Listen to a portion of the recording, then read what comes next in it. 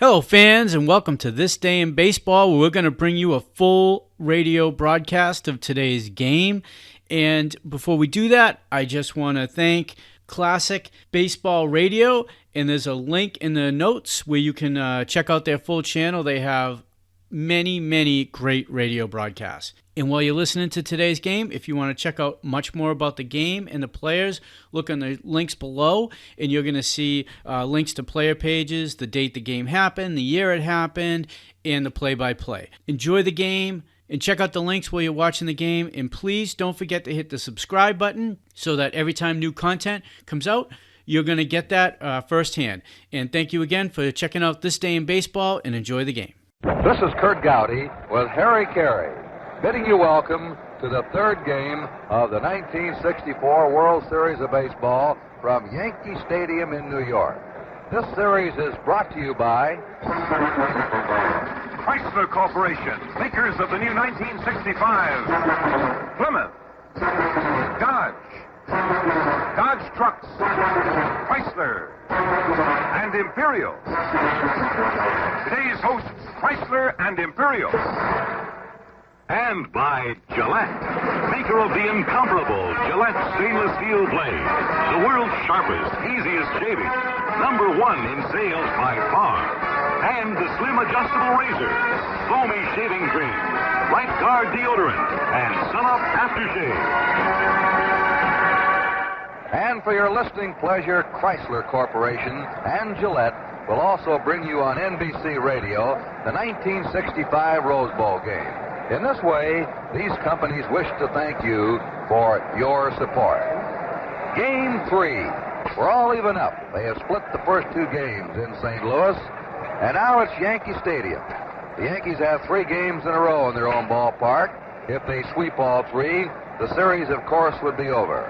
The Cardinals, by winning at least one of these 3 games, can force the series back to St. Louis. The weather started out to be a clear, sunny day this morning, and now it is overcast, and it is chilly here and windy at Yankee Stadium. The temperature is in the 50s. We have a 15-mile-an-hour wind blowing from third base toward first base.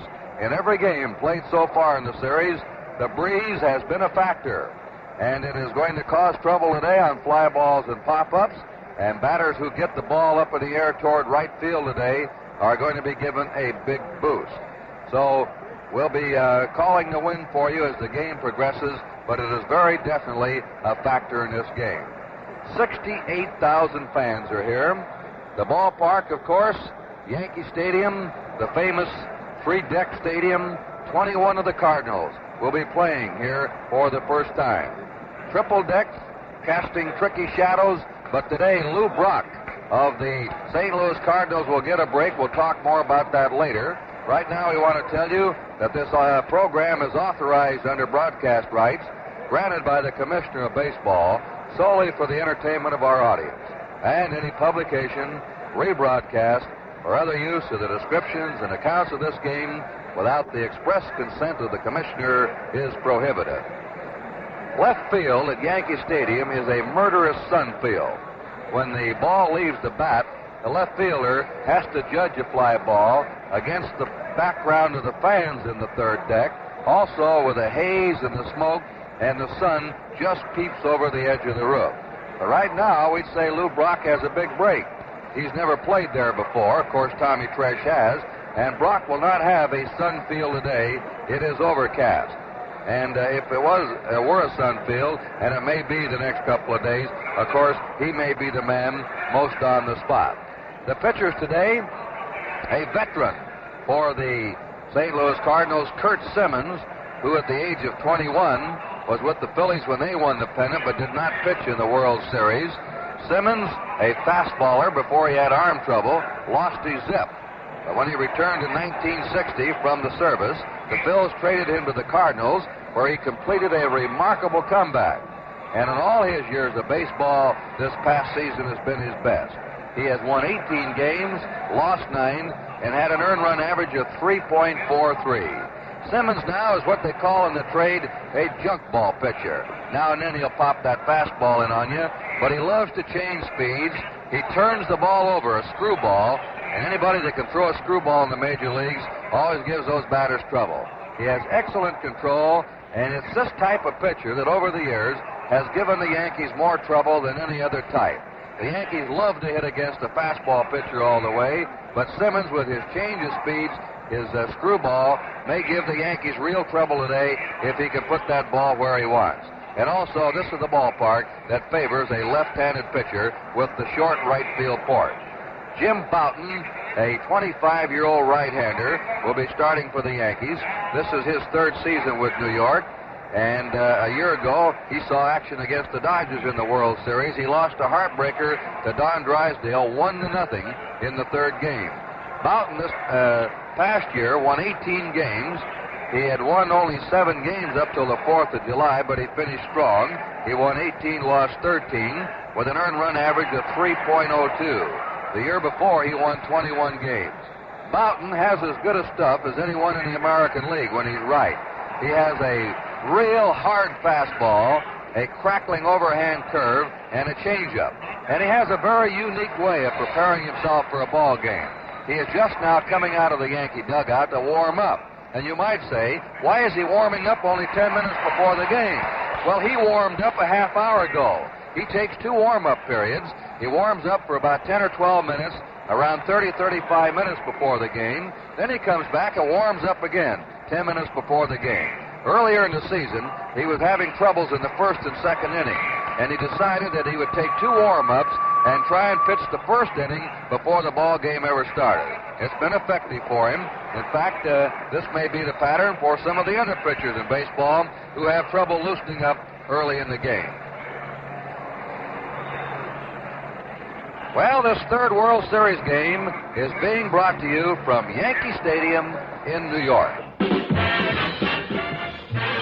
Move up to Chrysler, the most beautiful car in town. This year, drive Chrysler. You get comfort all around.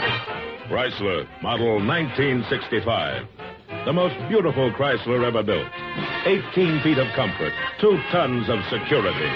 And 7 Newport models are priced at only a few dollars a month more than some of the most popular smaller cars. That's why when your Chrysler dealer says, "See us, we deliver," he means it.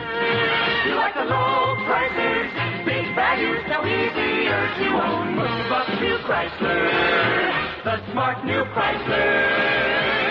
Go out and make your move today. Your Chrysler dealer invites you to test drive the all-new, completely different 1965 Chrysler. He'll show you firsthand why Chrysler is the people's choice. Chrysler is the people's choice. Now let's have the batting orders for the third game of the 1964 World Series. For the visiting Cardinals, leading off and playing center field will be Curt Flood. Flood's in center field. Batting number 2, the left fielder, will be Lou Brock. Brock in left field. Hitting third, playing first base, will be Bill White. White is at third base. Batting cleanup for St. Louis will be Ken Boyer. Boyer, the cleanup man. Dick Grote will be hitting number 5. Grote playing shortstop. Catching and batting number 6 will be the catcher, Tim McCarver. McCarver batting 6th and catching. In right field, hitting number 7, Mike Shannon. Shannon in right field, batting 7th. Javier is still out with a hip injury, and Del Maxville will be playing second base. Maxville at second base. And pitching will be Curt Simmons. Simmons will be the pitcher today for the Cardinals. So quickly down that order again. Flood leading off. Brock batting second. White hitting third. Boyer in cleanup. Grote batting 5th. McCarver hitting 6th. Shannon 7th. Maxville 8th. And Simmons 9th. Now for the home team, the New York Yankees. Playing shortstop leading off will be Phil Linz. Linz at shortstop. Batting number 2, Bobby Richardson. Richardson playing second base, hitting second. In center field, batting third, Roger Maris. Maris, the center fielder.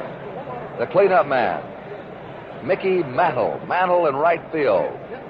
Hitting number 5, the catcher, Elston Howard. Howard catching.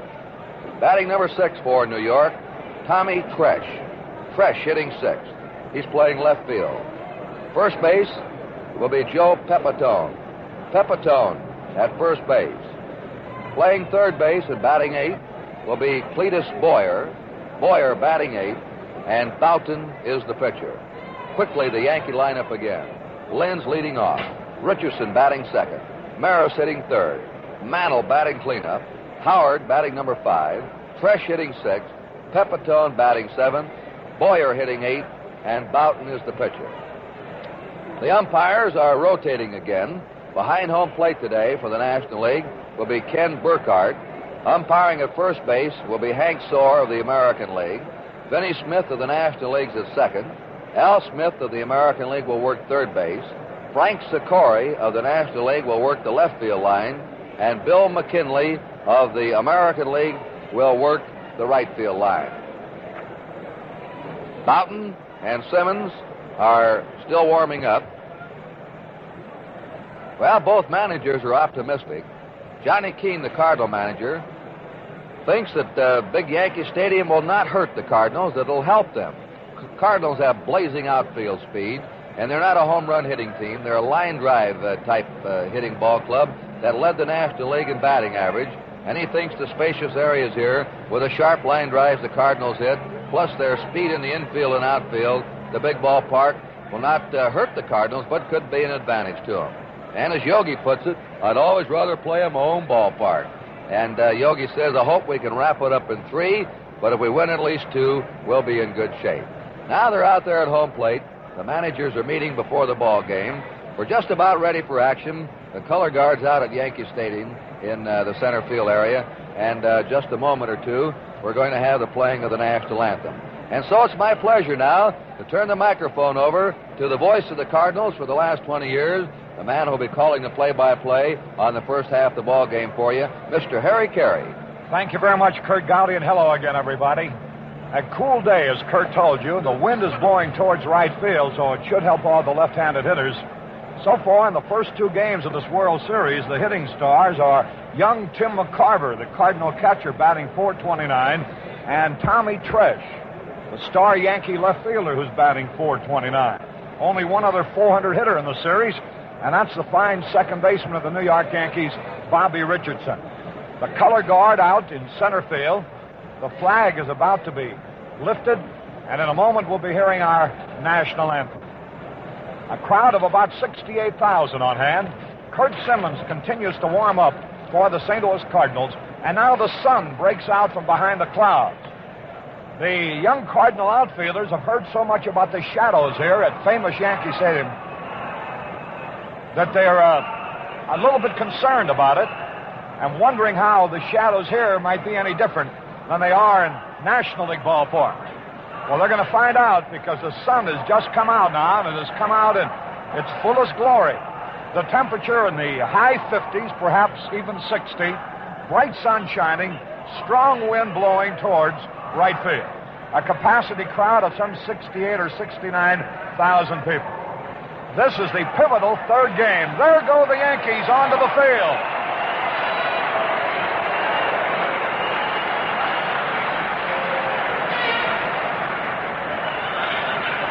And now, ladies and gentlemen, Tony Martin will sing our national anthem.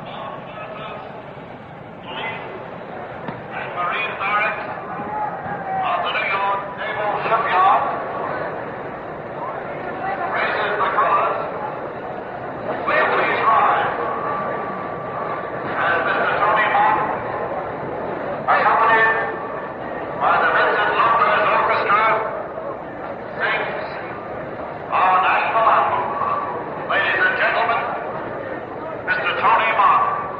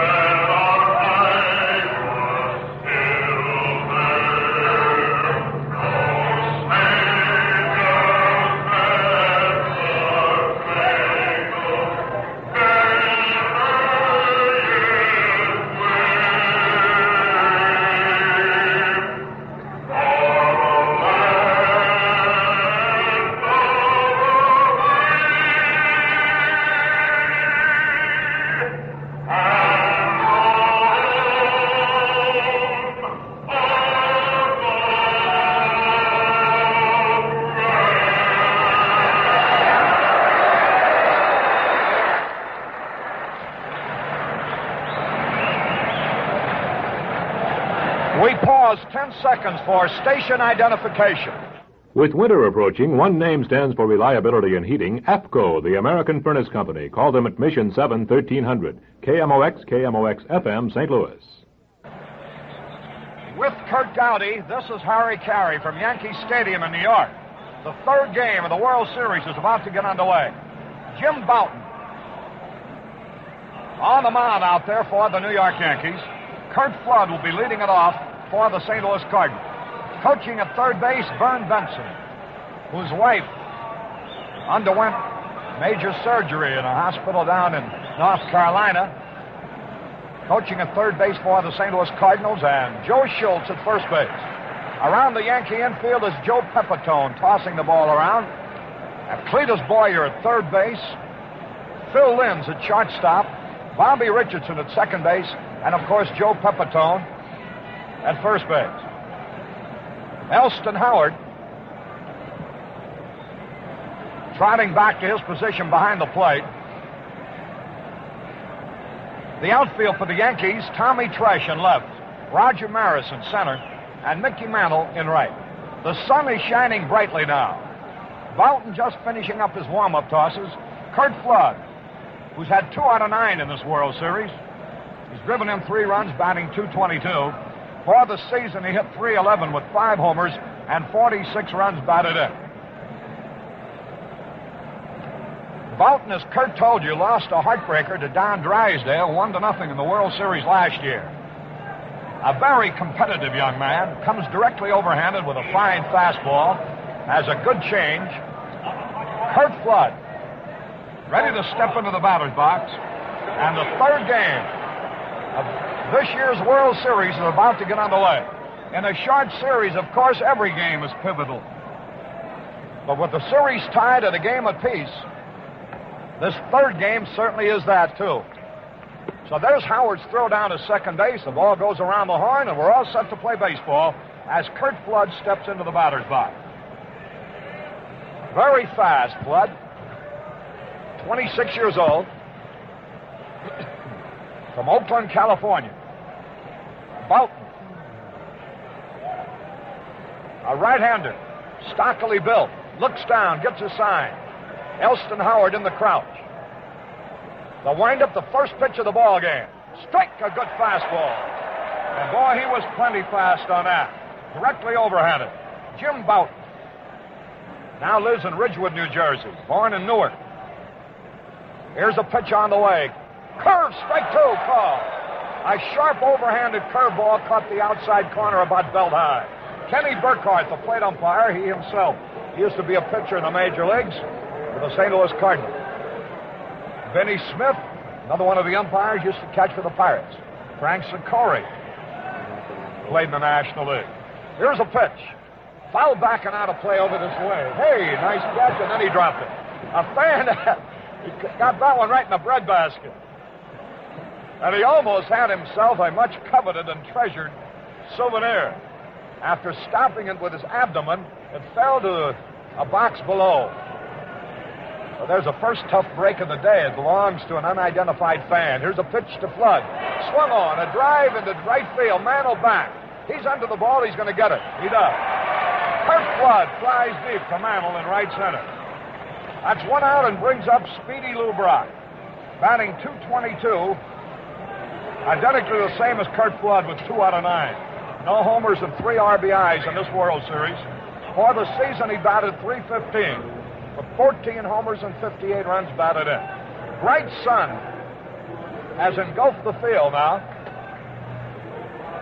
Lou Brock stepping into that batter's box. Left-handed batter with good power, great speed. He'll be followed by Bill White, who'll be looking for his first hit of the World Series.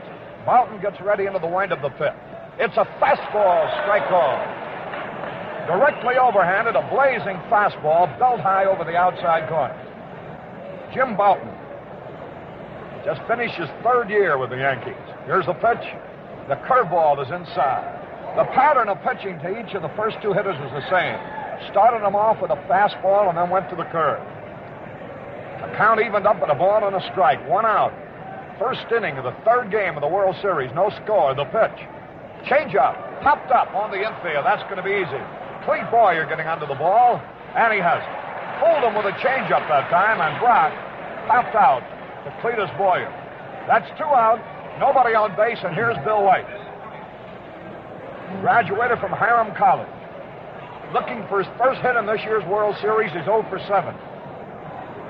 During the season, he batted .303 with 21 homers and 102 runs batted in. The windup by Bouton, the pitch. And it's a little bit low and inside. A breaking ball. So that's the first time out of the first 3 hitters that he threw a breaking ball first. 1 ball and no strikes, 2 out and nobody on. Here's the pitch on the way. It's a good fastball, and there's Bouton losing his cap. Something you can be prepared for throughout this game. His directly overhanded motion, quite frequently, he knocks the cap off his head. 1 ball, 1 strike to pitch. He had a cut and he missed the fastball. Strike 2. Bouton, if you can go by a first inning performance, is going to be a tough man to beat here today. Very quick. 2 strikes and a ball on Bill White. 2 out and nobody on base. Bouton getting set. Here's the pitch on the way. Slow curve, and he almost chased it. He held up in time, and the pitch went low. You heard the reaction of the crowd, I'm sure. 2 balls, 2 strikes. That was a real tantalizer. And you might prepare yourself for a lot of those from Curt Simmons also. 2 balls, 2 strikes. Here's the pitch to Bill White. Lined in the left center field. It's going to be caught. Pressure's there. He has it. Bill White lines to Tommy Tresh in left.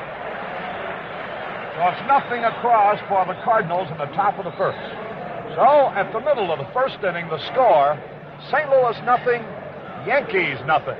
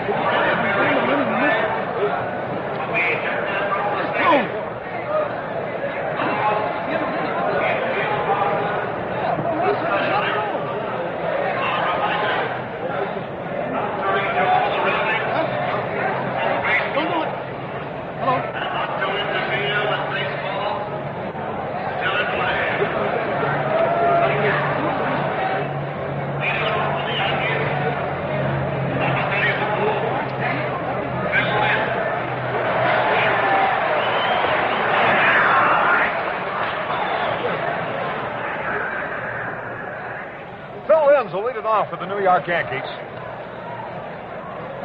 Linz has had 3 out of 8 in the series, batting .375. He's had 1 homer, drove in a run with that home run.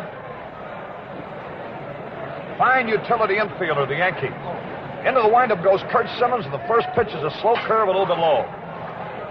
Linz, during the regular season, hit 5 homers, drove in 24 runs, hit .250. Curt Simmons, the 118 during the regular season, as did Jim Bouton. The pitch by the veteran left-hander is a fastball.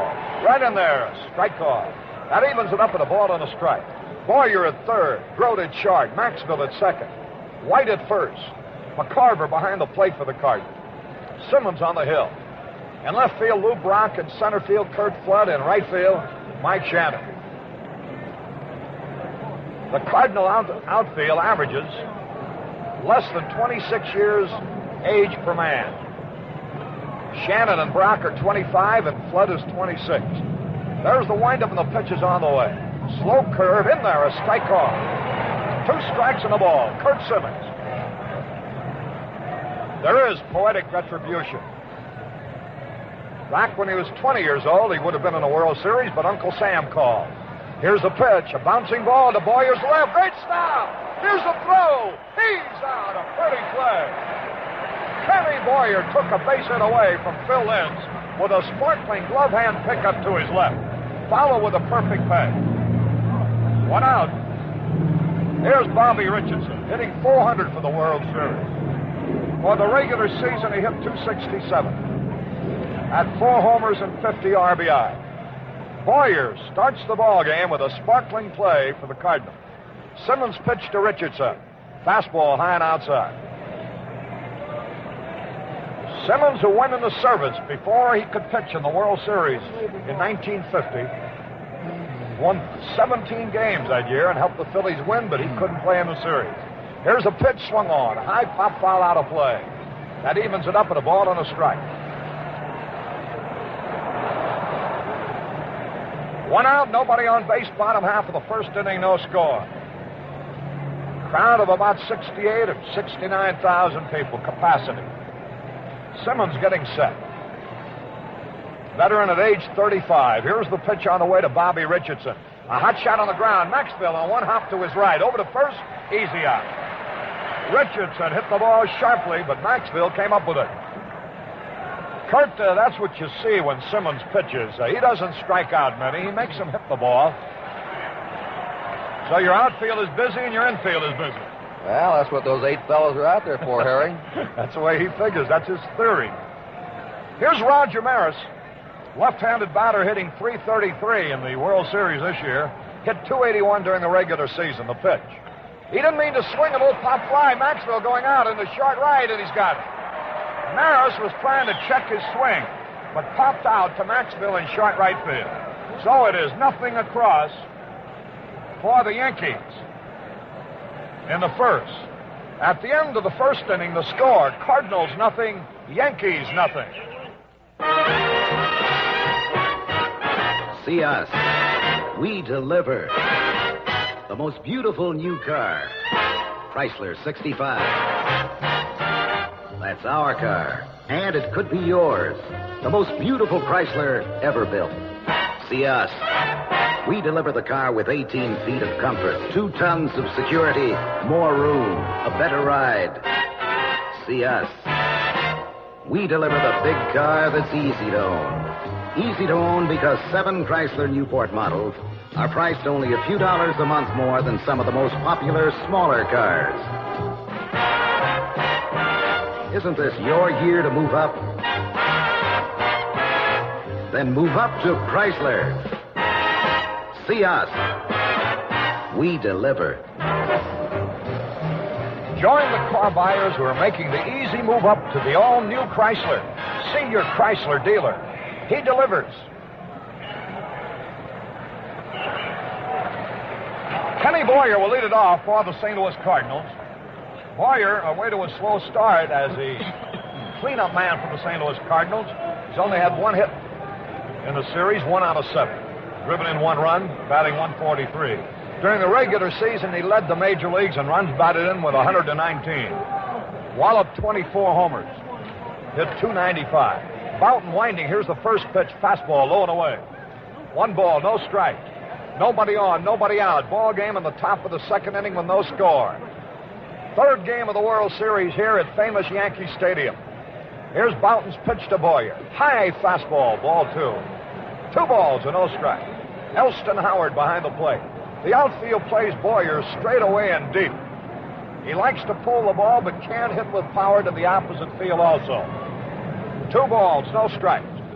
Right-handed batter straddling the plate. The pitch is on the way by Bouton. It's a strike. A fastball over the outside corner just below the belt. 2 balls and a strike. Nobody on, nobody out, no score. In the top of the second. Jim Bouton getting ready. The pitch is on the way. He had a cut and he missed. Strike 2. He chased a high fastball. That's the second time that Bouton has lost his cap. Let's keep a box score on that, too. See how many times during the course of 9 innings he has to lean over to pick up his cap. His directly overhanded pitching motion is what causes that. He knocks his cap off. Here's the pitch. Swung on. Pop fly in the infield. He got him on a curveball. Pepitone is there, and he has it. Boyer popped to Pepitone. So, 4 men in a row retired by Jim Bouton. He lost a 1-0 game to Don Drysdale in the World Series last year. It was perhaps the best game pitched both by the winner and by the loser in last year's World Series. Dick Grote, hitting .286 in the World Series with 2 out of 7, hit .292 during the regular season. Right-handed batter, likes to hit to the opposite field. Veteran shortstop who played in the World Series before. He's one of the few Cardinals who participated in the World Series. Here's the pitch, and it's high and outside. 1 ball to no strike. 1 out and nobody on, top half of the second inning with no score. Hope you're enjoying the broadcast wherever you are. Here's a pitch, swung and popped up. In foul territory, over near the stands is Bouton, can't reach it. Dick Grote, great basketball star at Duke University, signed originally by the Pittsburgh Pirates,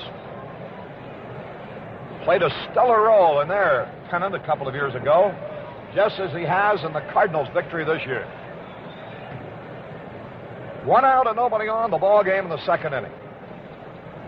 0-0. Grote the hitter. Jim Bouton getting ready.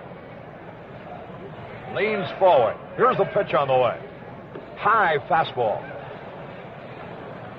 2 balls and a strike on Dick Grote. Tim McCarver will be next. The outfield bunches Grote towards right field. They figure him to hit in that direction. Boyer wide of the bag at third. Linz is playing straight away. Richardson a shade closer to first base than to second. And Pepitone wide of the bag. 2 balls and a strike. The pitch is on the way. Popped up foul and out of play over this way into the upper deck and to the third tier here at Yankee Stadium. 2 balls, 2 strikes. Dick Grote the batter. Neither team has had a base runner yet. We're in the second. No score. Jim Bouton getting set. Now here's the pitch on the way. Swung late and he fouled it out of play into the stands. He had trouble getting around on that one.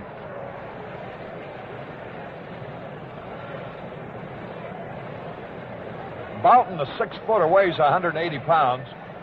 Went to school at Western Michigan at Kalamazoo. Won 18 and lost 13 for the Yankees this year. Here's the pitch. There's a drive way back, but it's curving into foul territory.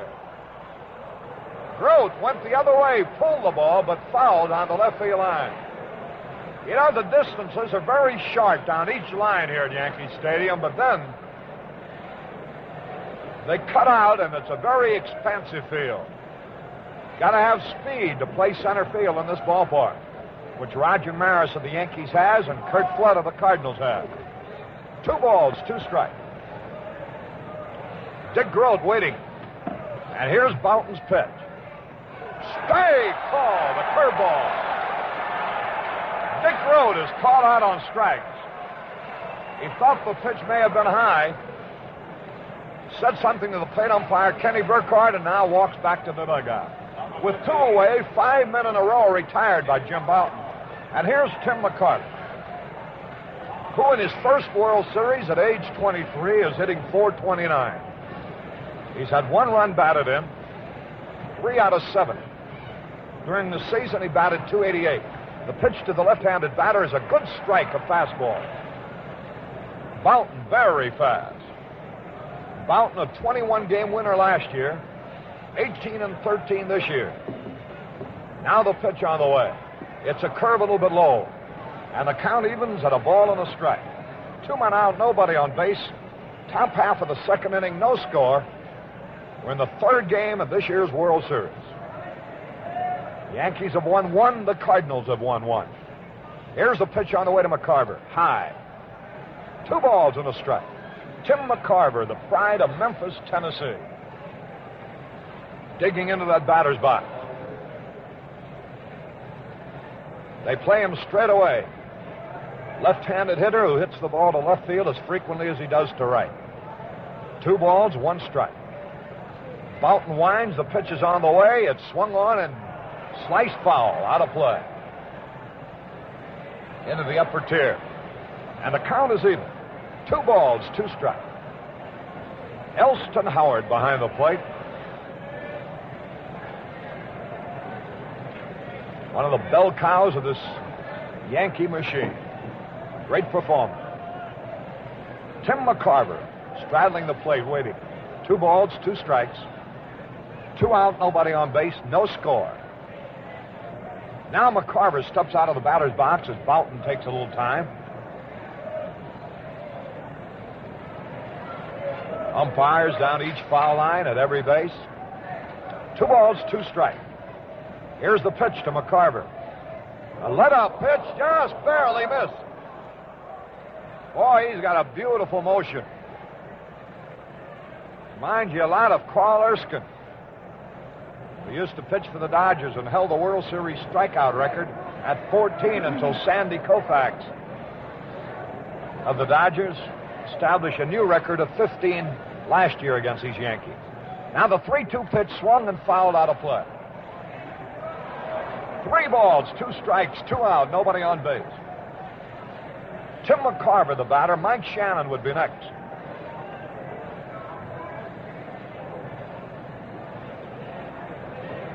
Left-hand hitter digging in. Howard giving the sign out of a crouch. Clete Boyer very wide to the bag at third. Here's the pitch. Ball 4, he walked it. The fastball was low and outside. Now Mike Shannon, 25 years old, native St. Louisan, who's hit 1 home run, has the Cardinal only homer. He has driven in 2 runs, hitting .375 in his first World Series. Batted .261 during the regular season with 9 homers and 43 runs batted in. McCarver at first, 2 out. Shannon the batter. Bouton getting ready. For the first time, he'll pitch off the stretch. Foul back, out of play. 1 strike and no ball. Mike Shannon, a right-handed hitter. This boy was a great quarterback in football. Spent 1 year at the University of Missouri, then signed a professional baseball contract. The pitch. He missed the curveball, mile. Really fooled him on that one. Changed speeds, and Mike Shannon was way out in front and missed. So he's in the hole, 2 strikes or nothing. 2 men out. A runner at first base is Tim McCarver. We're in the top of the 2nd inning here. Bouton has fan 1 and walk 1. Hasn't allowed a hit as yet. McCarver a lead. There's the stretch. Now the pitch. A ground ball up the middle. A base hit. Here's McCarver around to second base. He's going to try for third. Here's Maris up with the ball. No play. McCarver goes into third base as Shannon singles to center. And the Cardinals have their first scoring chance. Bouton let a pitch get away. He had Shannon in the hole with 2 quick strikes. Looked like his curveball might have hung a little bit, and Shannon drilled it on the ground up the middle. McCarver hesitated a wee bit as he rounded second base. The ball didn't carry to Maris, and he had to charge in to grab it, and McCarver made third base easily. So there's the first hit of the ball game, the first scoring situation of the ball game. But there are 2 out. Runners at first and third, 2 away. And Dal Maxville, who's had 1 hit in his first World Series, 1 out of 4. The stretch, the pitch on the way. Popped up on the infield. That'll end this inning. Pepitone getting under the ball. And he has it to retire the side. Maxville on the first pitch. Popped to Pepitone. 1 hit, no runs. No errors, 2 left. At the middle of the 2nd inning, the score. You're about to hear a frank comparison of the 65 Chevelle, 65 Ford Fairlane, and the new entry in this class, the 1965 Plymouth Belvedere. All 3 cars cost about the same, but one gives you more value for your money, the Plymouth Belvedere. Overall length, Plymouth Belvedere is 5 inches longer than the Fairlane, nearly 7 inches longer than the Chevelle. Strength, stability, Plymouth Belvedere is over 200 pounds heavier than Chevelle and Fairlane. Standard power, Plymouth Belvedere's got a 225 cubic inch 6. Fairlane 6 is only 200 cubic inches. Chevelle's is only 194. Brakes, Plymouth Belvedere has the biggest brakes by far. Styling, well, we'll let Plymouth Belvedere speak for itself. 1965 Plymouth Belvedere, built to give you more car for your money. Now with all 4 of Plymouth's roaring 65s. Fury, Belvedere, Valiant, Barracuda at your Plymouth dealers. We go to the bottom half of the second inning, and Mickey Mantle will lead it off for the New York Yankees. Mantle's had 3 hits in the World Series, 3 out of 9 so far. So he's hitting .333. One of the greatest of the superstars. This past season, he hit 35 homers, drove in 111 runs, batted .303. Switch hitter, batting right-handed against Curt Simmons. Curt into the wind, and here's the first pitch on the way. It's a fastball, a little bit low. 1 ball to no strikes. Last half of the second inning, no score. The Cardinals put runners at first and third with 2 out, but Maxville popped up. Here's a pitch, swung, bouncing ball to Grote. Big hop, he's got it. There's a throw to first in time. Dick Grote throws out Mickey Mantle. 1 away, and that brings up Elston Howard. Howard hitting .375 in this series. He's driven in 2 runs, no homers. During the regular season, he hit .313. He led all the Yankees in batting average. 15 homers and 83 RBIs. This fella rarely misses an inning behind the plate. Here's the pitch. Curve, strike called. Hit that outside corner, belt high.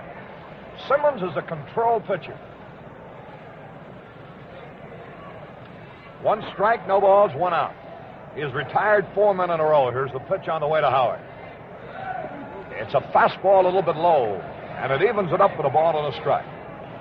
Boyer at third, Grote at short, Maxville at second, White at first. McCarver crouching, giving the sign. Simmons winding. Here's the pitch on the way. Slow ball outside. He let up that time, and it's 2 balls and a strike on Elston Howard. Tommy Tresh will be next.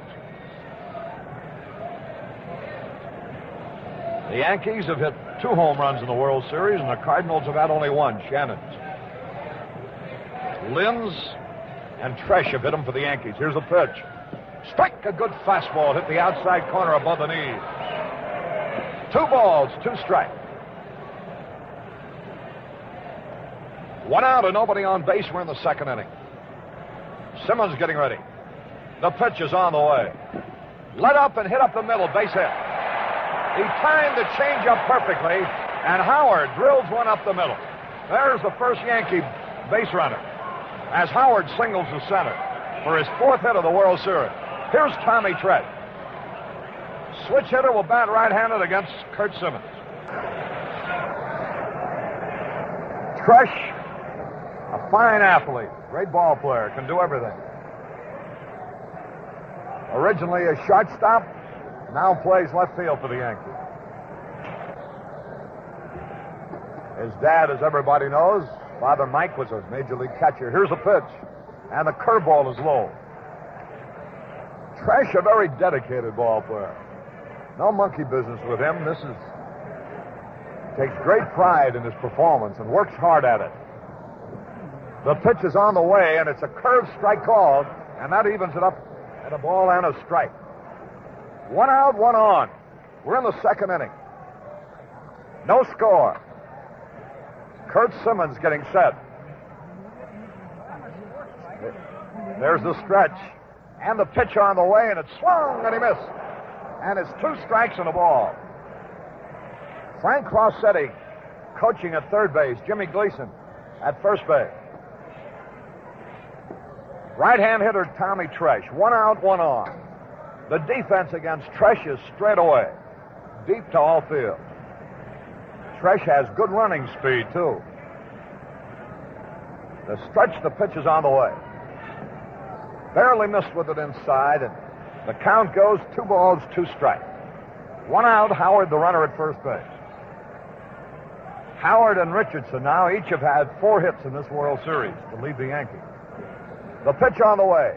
Curveball, fouled out, a play off to the right. And the count stays the same. Mike Shannon is the only Cardinal to have 4 hits. He's 4 out of 9 in this year's series. 2 balls, 2 strikes. The right-handed batter up there, 1 out. Last of the second inning with no score. Big crowd here at Yankee Stadium. The pitch. Swung on and fouled again out of play. It looks like Tresh is going the other way with Simmons. Tim McCarver goes out to talk to Simmons. With Wally Moses, the batting specialist of the Yankee coaching staff, around the cage, Tresh was deliberately hitting the ball in the right field during batting practice.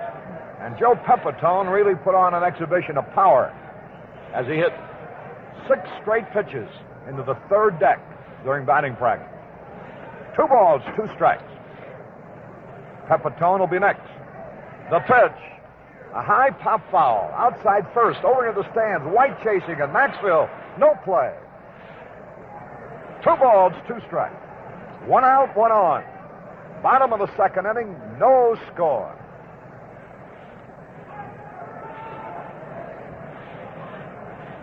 With Curt Gowdy, this is Harry Carey. Sending every thrilling play your way as the World Series moves into game number 3. 2 balls, 2 strikes.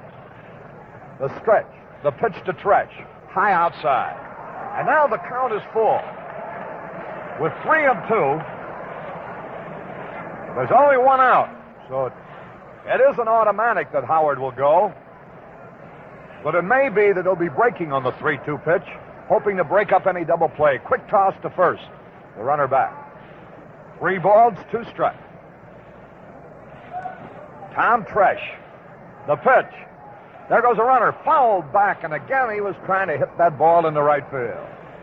Simmons has been pitching Tresh to the outside part of the plate. 3 balls, 2 strikes. Howard returns to first base. McCarver crouching.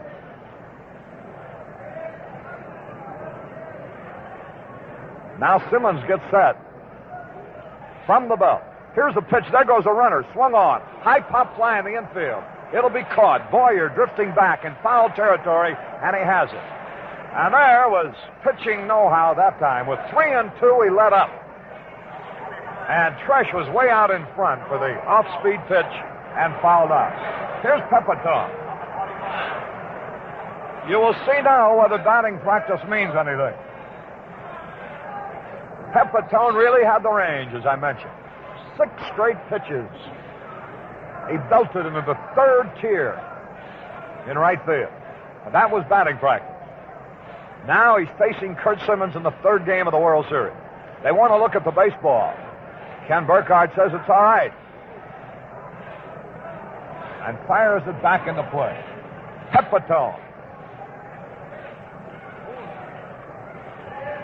There's the stretch. And the pitch. He decked him. Down he went to get out of the way. You know, Pepitone was involved in one of the controversial plays of the series. So Simmons sort of brushed him back.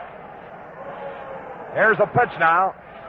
And inside again, almost hit him. And this draws a reaction from the crowd. Joe Pepitone from Brooklyn just celebrated his 24th birthday. 2 balls, no strikes. A runner at first base, 2 gone. Here's the pitch.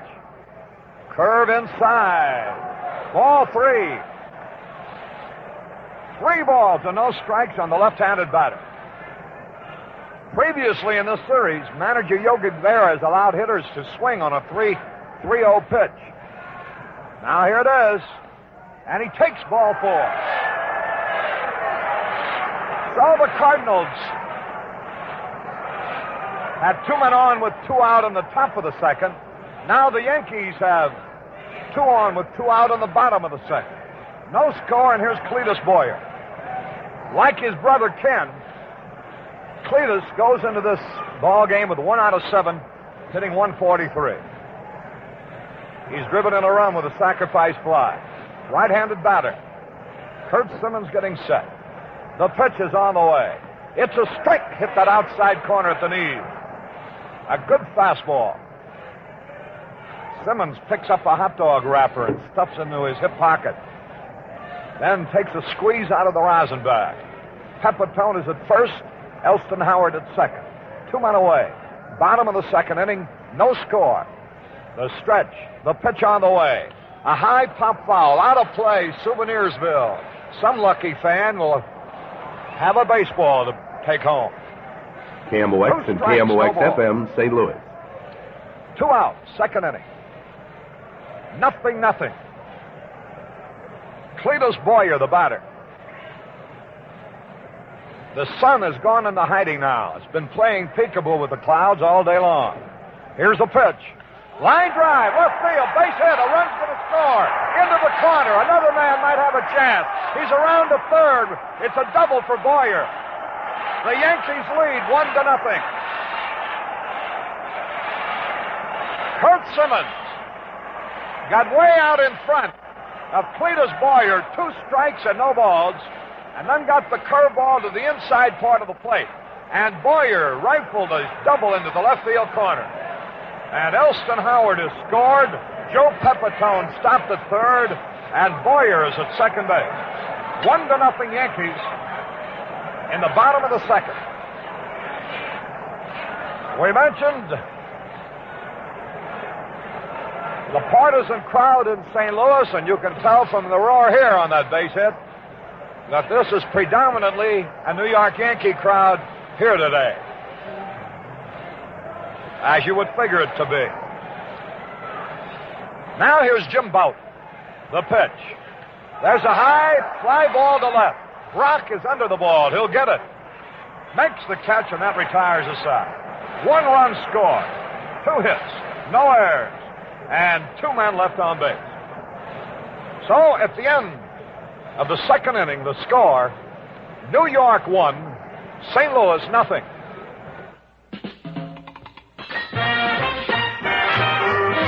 Move up to Chrysler. The most beautiful car in town this year. Drive Chrysler. You get comfort all around. Chrysler's new beauty and big comfort are just 2 reasons why Chrysler 65 is the people's choice. There are many others. Chrysler gives you 18 feet of comfort, 2 tons of security. And there are 7 Newport models priced just a few dollars a month more than some of the most popular smaller cars. You like the low prices, big values, no easier to own. Move up to Chrysler, the smart new Chrysler. Go out and make your move up today. This year, the all-new Chrysler's got more to offer than any other car in its class. Get it firsthand from the man who delivers, your Chrysler dealer. Well, they've turned the lights on here at Yankee Stadium. The Yankees have a 1-0 lead in this pivotal 3rd game of the World Series. We're going into the top of the 3rd, and Curt Simmons, a pretty good hitting pitcher, will lead it off. Veteran 35-year-old southpaw. So it'll be Simmons, Flood, and Brock, at least in this inning, as the Yankees are out in front 1-0.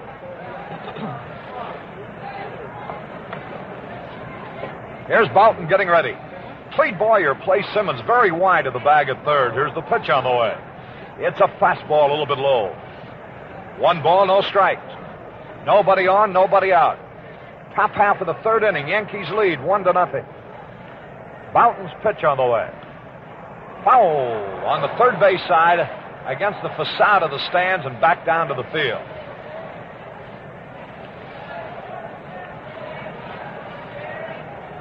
Many of the fans, including President of the Cardinals, Gussie Busch, put their top coats on a moment ago. Here's a bouncing ball fouled on the 3rd base line. It's gotten chillier here at Yankee Stadium. And as the lights were turned on, it was almost like a signal for fans to stand up and put coats on. Sort of a raw day. Curt Simmons in the hole. 2 strikes and a ball. Here's the pitch by Bouton. Inside curveball, and number 3 for Bouton, so far as the cap is concerned. So Bouton has dropped his cap 3 times and has allowed 1 hit. Yes, we go into the third. 2 balls, 2 strikes. The pitch. He struck him out on a foul tip that Howard held on to. So Simmons becomes the second strikeout victim. That's 1 out, and here's Curt Flood, who started the ball game by flying out to Mickey Mantle in right field. Harry, I know one record will break today. Pitcher losing his cap. Probably should be a new statistic added to the record book. Pitch to Flood, he was going to bunt, but he took a strike instead. He shortened up as if to bunt. Changed his mind, and he did draw Boyer charging towards the plate. 1 strike and no ball. Quite frequently, batters will fake the bunt, not so much to actually bunt, but to draw the third baseman in a little bit. There's a change of pace, and he swung and missed. He had a good cut at that slow blooper type of change and missed it. 2 strikes, no ball. The Yankees have had a fantastic record in World Series competition. Out of 28 World Series, they've won 20 of them. Here's the pitch.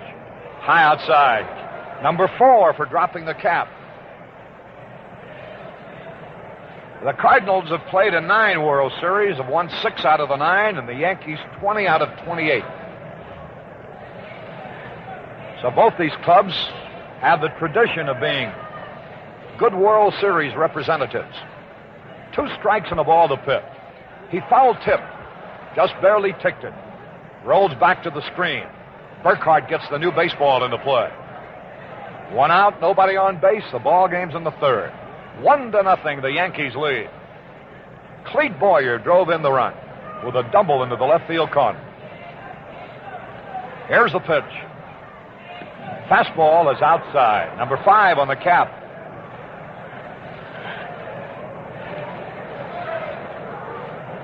It isn't that it's a bad fit, fans. It's just that Bouton, coming directly overhanded, his elbow rubs alongside the head. Here's one into our booth. Almost. Foul ball. 2 balls, 2 strikes.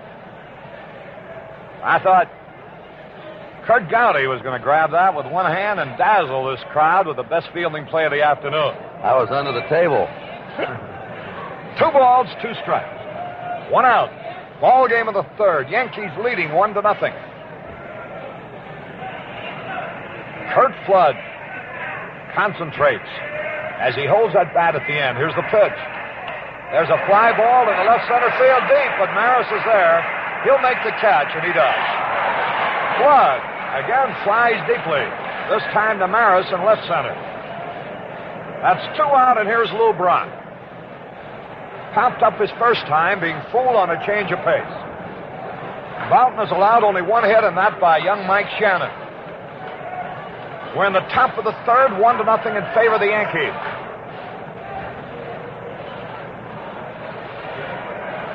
Lou Brock digs in. Jim Bouton gets ready. Bouton permitted 32 home runs during the American League season. Here's a strike at the knees call. 1 strike to no ball. For a pitcher of his ability, that would seem to be an awful lot of home runs. Curt Simmons allowed 24. 1 strike to no ball. The pitch. He swung at a curve and he foul-tipped. And Brock is in the hole. Brock has had 2 out of 10 now in the World Series. Left-handed hitter. Bouton ahead of him. No balls, 2 strikes, 2 out, and nobody on base. Yankees lead 1-0. The outfield plays Brock straight away. Deeper to right than anywhere else. Now the pitch. Fastball outside. Brock is one of these hitters who excites the crowd with his running speed. Anytime he hits a ball in between somewhere, there's always the chance for the inside the park home run, which is one of baseball's greatest thrills. 2 strikes and a ball to pitch. High. And that evens it up at 2 balls, 2 strikes. Whoop, I almost forgot to jot down number 6 on the cap. Bouton lost his cap for the 6th time. 2 balls, 2 strikes. Lou Brock waiting. The 2-2 pitch.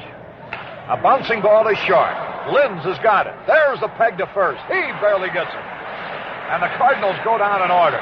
That ball was hit with a lot of reverse spin. But Linz throws out Brock, nothing across. And the score at the middle of the 3rd inning remains New York 1, St. Louis nothing.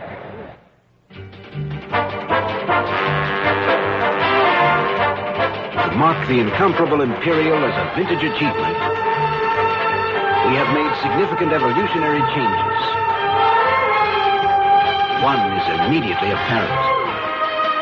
The grille is new. The headlights are completely enclosed in tempered glass. Others include inlays of rare claro walnut, a master gauge that watches the other gauges, and power vent windows as standard equipment. Imperial's contemporary styling is very likely the most important reason why its sales have almost doubled in the past year. See the incomparable Imperial Vintage 1965. A private inspection of the incomparable Imperial will reveal a world of luxury unmatched in this country. Call one of your Imperial dealers today. We go into the bottom half of the 3rd. 1-0, New York. Top of their batting order, Phil Linz. He bounced out his first time up. The bespectacled infielder of the Yankees. Fine little ball player. Here's the pitch on the way. He takes a fastball outside the belt. 1 ball, no strikes.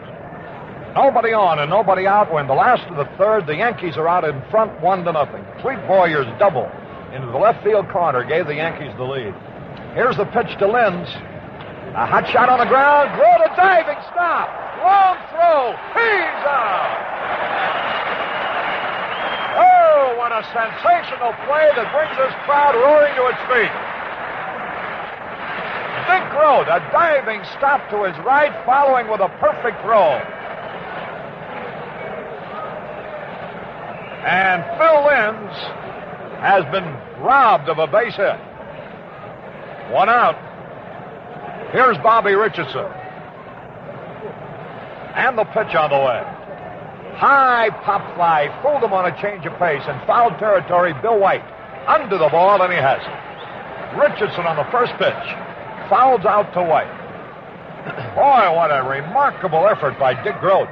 The Cardinal shortstop who dove to his right. Was lying flat on his face, had to scramble up and threw perfectly, getting a fast man, Phil Linz, by a stride. 2 men are out. Nobody on base. Here's a home run threat, Roger Maris, who now lives in Kansas City. There's a fellow who can hit with tremendous power. The pitch is a strike. A good fastball. Maris, for a ball player of his ability, has been traded several times. Now the wind, and here's the pitch. He swung and he fouled it back. He originally belonged to Cleveland, and they traded him to Kansas City. Kansas City traded him to the Yankees. In 1961, he hit the unprecedented total of 61 home runs. Drove in 142 runs that year. Now the windup by Simmons, the pitch. A bouncing ball. White's got it. The pitcher's going to have to cover. The toss, he's out. So the Yankees go down in order as White to Simmons. Nothing across. And at the end of the 3rd inning, the score is New York 1, St. Louis nothing. Say, this is Joe Garagiola. You ever notice how in some sports a youngster will make headlines for a while and then poof? Sometimes when work comes in the door, interest goes right out the window. In business, too. Like the flash in the pan, who's great on selling, but short on service. And that's why it pays to do business with a Chrysler Plymouth dealer. Here's a guy who knows it takes work to keep a customer happy. So, he works. From the time you pick up the keys to your new car until the time you trade it for another, your Chrysler Plymouth dealer cares. He calls it customer care. Service that treats you like a guest. And he treats your car as well as he treats you. Mopar Chrysler parts, smart mechanics, a real car health plan. See your Chrysler Plymouth dealer, a man who keeps on caring. And right now, your Chrysler Plymouth dealer offers a free World Series spin-a-fact wheel. 60 years of World Series facts and figures, batting averages, pitching records, plus highlights of every series from 1903 to 1963. Be an instant baseball expert. Just ask your Chrysler Plymouth dealer for it. We pause 30 seconds for station identification. Now, Community Federal, the largest federally chartered savings and loan association in the state of Missouri, has branches that are open 24 hours a day, 7 days a week. They're the 5,000 mailboxes, and they make it convenient and easy for you to earn 4.5% on your insured savings. And since October 10th falls on a Saturday, all funds received by Monday, October 12th, earn dividends from the 1st. Start today to earn 4.5% on your savings and loan association, Community Federal. KMOX, KMOX-FM, St. Louis, your World Series station. With Curt Gowdy, this is Harry Carey at Yankee Stadium. Bill White leading off for the Cardinals, and the first pitch is inside. White lined out to Tresh and left his first time at bat. He's 0 out of 8 now in World Series competition, anxious to break the ice. 1-0 Yankees lead. Here's the pitch. A high fly ball to left will be an easy out. Tresh is getting under the ball, waiting. He takes it. That'll give you an idea about Bouton's pitching. One of the men in the Cardinal lineup that he has to worry about from the standpoint of home run power. He's been able to make them hit to the long field, the opposite field, both times up. Now, those things aren't accidents. That's pitching. Here's Kenny Boyer. 1 out and nobody on base. The Cardinals have had only 1 hit. Jim Bouton comes in to pick up a wrapper now. Big number 56 on the back of his pinstriped Yankee uniform.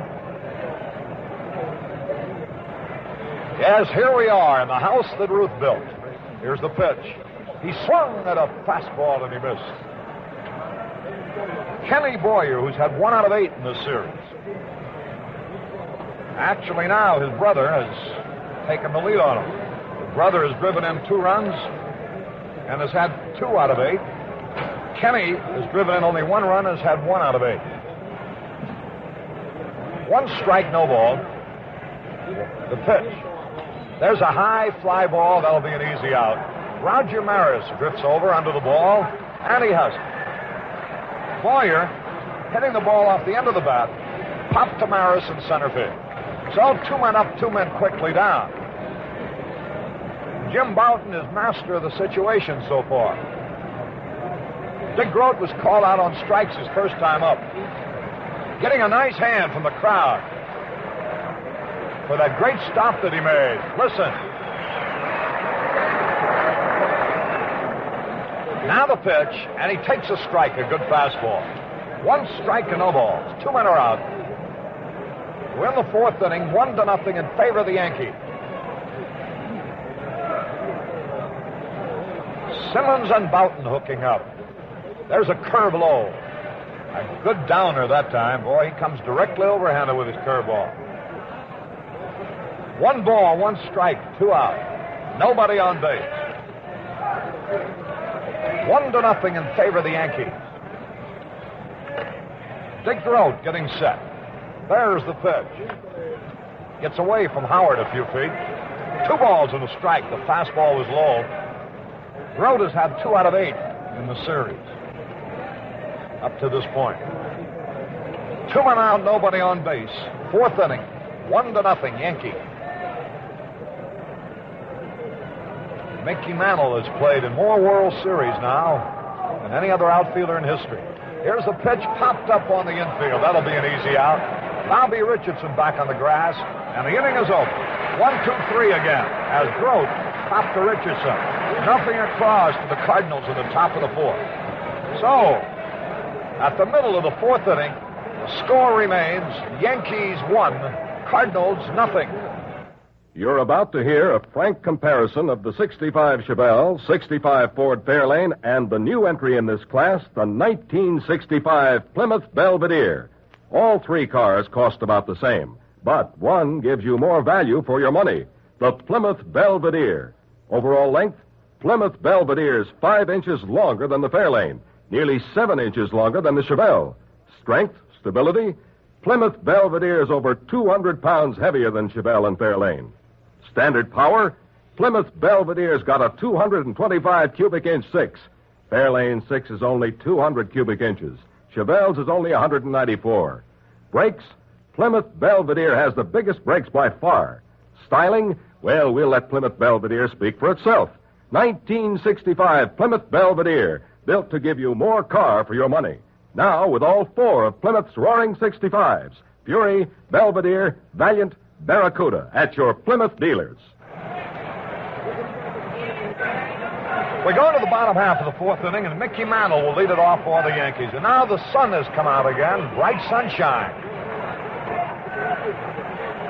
The lights are still on, however. Here's the windup in the first pitch to Mickey Mantle. He takes a fastball outside. Mantle, hitting right-handed against Simmons, bounced out the first time up. Nobody on and nobody out. Bottom half of the fourth. 1-0 in favor of the Yankees. The pitch now by Simmons is a strike call over the outside corner. Simmons trying to keep the ball away from Mantle.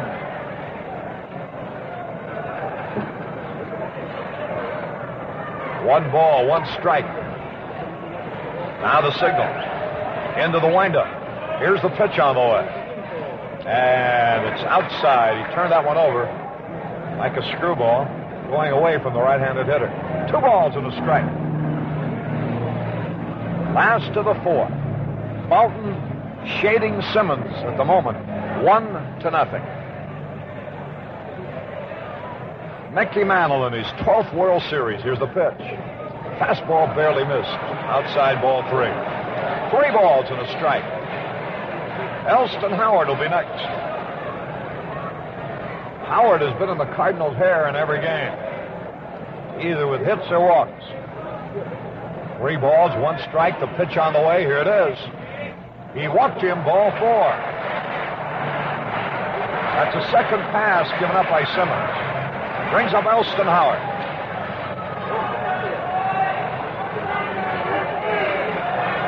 It's the first time in the ball game that the leadoff man in an inning has reached base. So here's Howard. Tom Tresh would be next. Flood moves over towards right field. Here's the pitch. Double play ball. Maxfield up. Groth for 1. First for 2. Elston Howard rolls into a double play from Maxfield to Groth to White. 4-6-3. And so there's 2 away on 1 pitch. And that'll bring up Tommy Tresh. The composite box scores show the Cardinals without an error yet in the series, and the Yankees with 2. Now Tommy Tresh, who fouled out his first time at bat. Switch hitter batting right-handed, the pitch. And it's a fastball outside. 1 ball, no strikes. Last half of the fourth. Each team now has turned over 2 double plays. Here's the pitch. Slow curve, hits sharply to Boyer. Nice stop. Long peg. He is out to retire the side. Boyer used his chest to trap that one with. And so it is no hits, no runs, no errors. Nobody left. At the end of the fourth inning, the score remains. Say, this is Joe Garagiola. You ever notice how in some sports a youngster will make headlines for a while and then poof? Sometimes when work comes in the door, interest goes right out the window. In business, too. Like the flash in the pan, who's great on selling, but short on service. And that's why it pays to do business with a Chrysler Plymouth dealer. Here's a guy who knows it takes work to keep a customer happy. So, he works. From the time you pick up the keys to your new car until the time you trade it for another, your Chrysler Plymouth dealer cares. He calls it customer care. Service that treats you like a guest. And he treats your car as well as he treats you. Mopar Chrysler parts, smart mechanics, a real car health plan.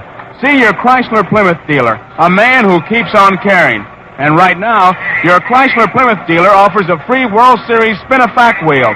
60 years of World Series facts and figures, batting averages, pitching records, plus highlights of every series from 1903 to 1963. Be an instant baseball expert. Just ask your Chrysler Plymouth dealer for it. We go to the top of the fifth. Yankees out in front 1-0. Bright sunshine envelops the field now. And it's a beautiful baseball afternoon at the moment. To guard against the cloudiness with which we have been plagued off and on, the lights are still on. Here's Tim McCarver, who walked his first time at bat, who's one of only 2 Cardinals who've seen first base. McCarver, in fact, is the only man to get past first base. He raced to third after walking with 2 out in the second when Mike Shannon grounded a single to center. So it'll be McCarver, Shannon, and Maxville coming up here in the fifth. Julian Javier, the Cardinals' regular second baseman, still out of action with a bruised hip. McCarver digs in, hitting .429 in this his first World Series. Here's the pitch, and it's a fastball high. 1 ball, no strike. Nobody on, nobody out. Top of the fifth, 1-0 Yankee. Pepitone, Richardson, Linds, Clete Boyer from first base around to third, peppering it up around that infield. Here's the pitch on the way. There's a hot shot to right, a base hit. Mantle comes over quickly to hold McCarver. Hey, lets the ball get away now. And there goes McCarver around to second and holds up there. It'll be a hit and an error.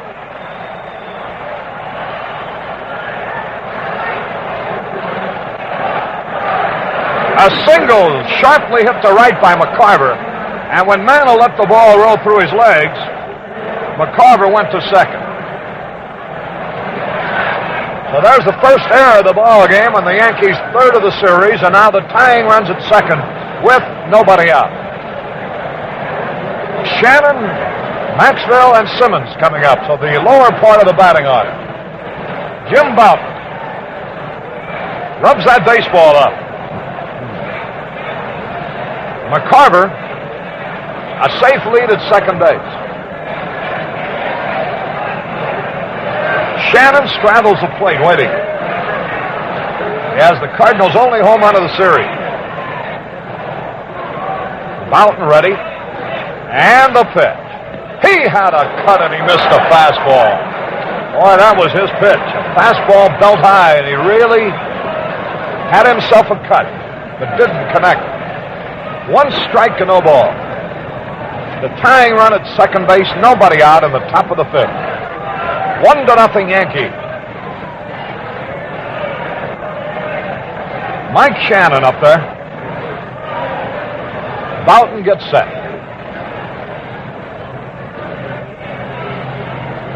The outfield straight away. The pitch. Low fastball inside. 1 ball, 1 strike. The Cardinals' nickname for Mike Shannon is the Moon Man. He's quite a youngster.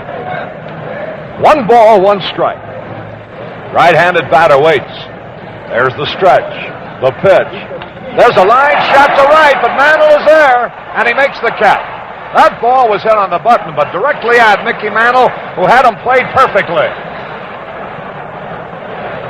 A roar went up as the ball left Shannon's bat because they thought it would be an in-betweener to right center, but Mantle was playing him perfectly and hardly had a move.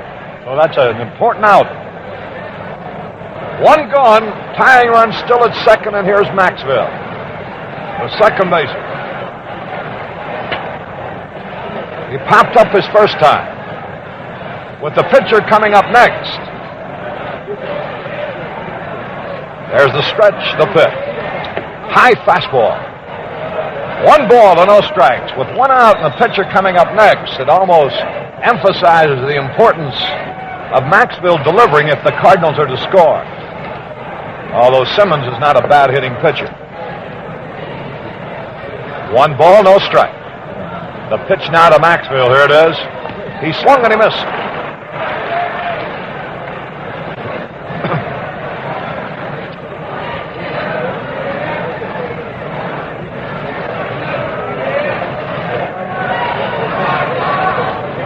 Now the sign. Ready is Bouton. The pitch. A bouncing ball to the second baseman. That'll be easy. Richardson to Pepitone. And McCarver takes third. So it puts it up to Simmons now to help his own cause. With the Yankees leading 1-0. We're in the top of the 5th.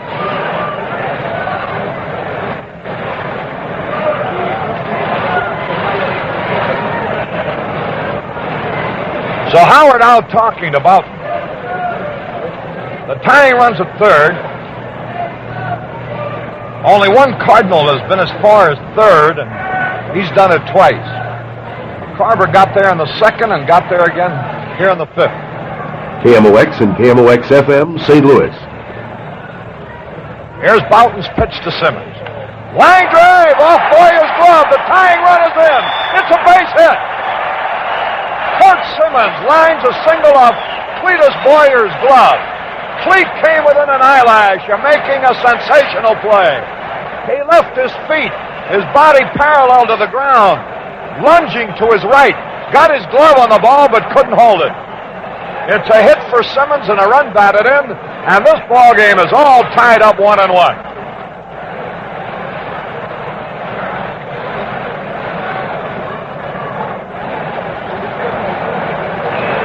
That brings up Curt Flood with a runner at first base.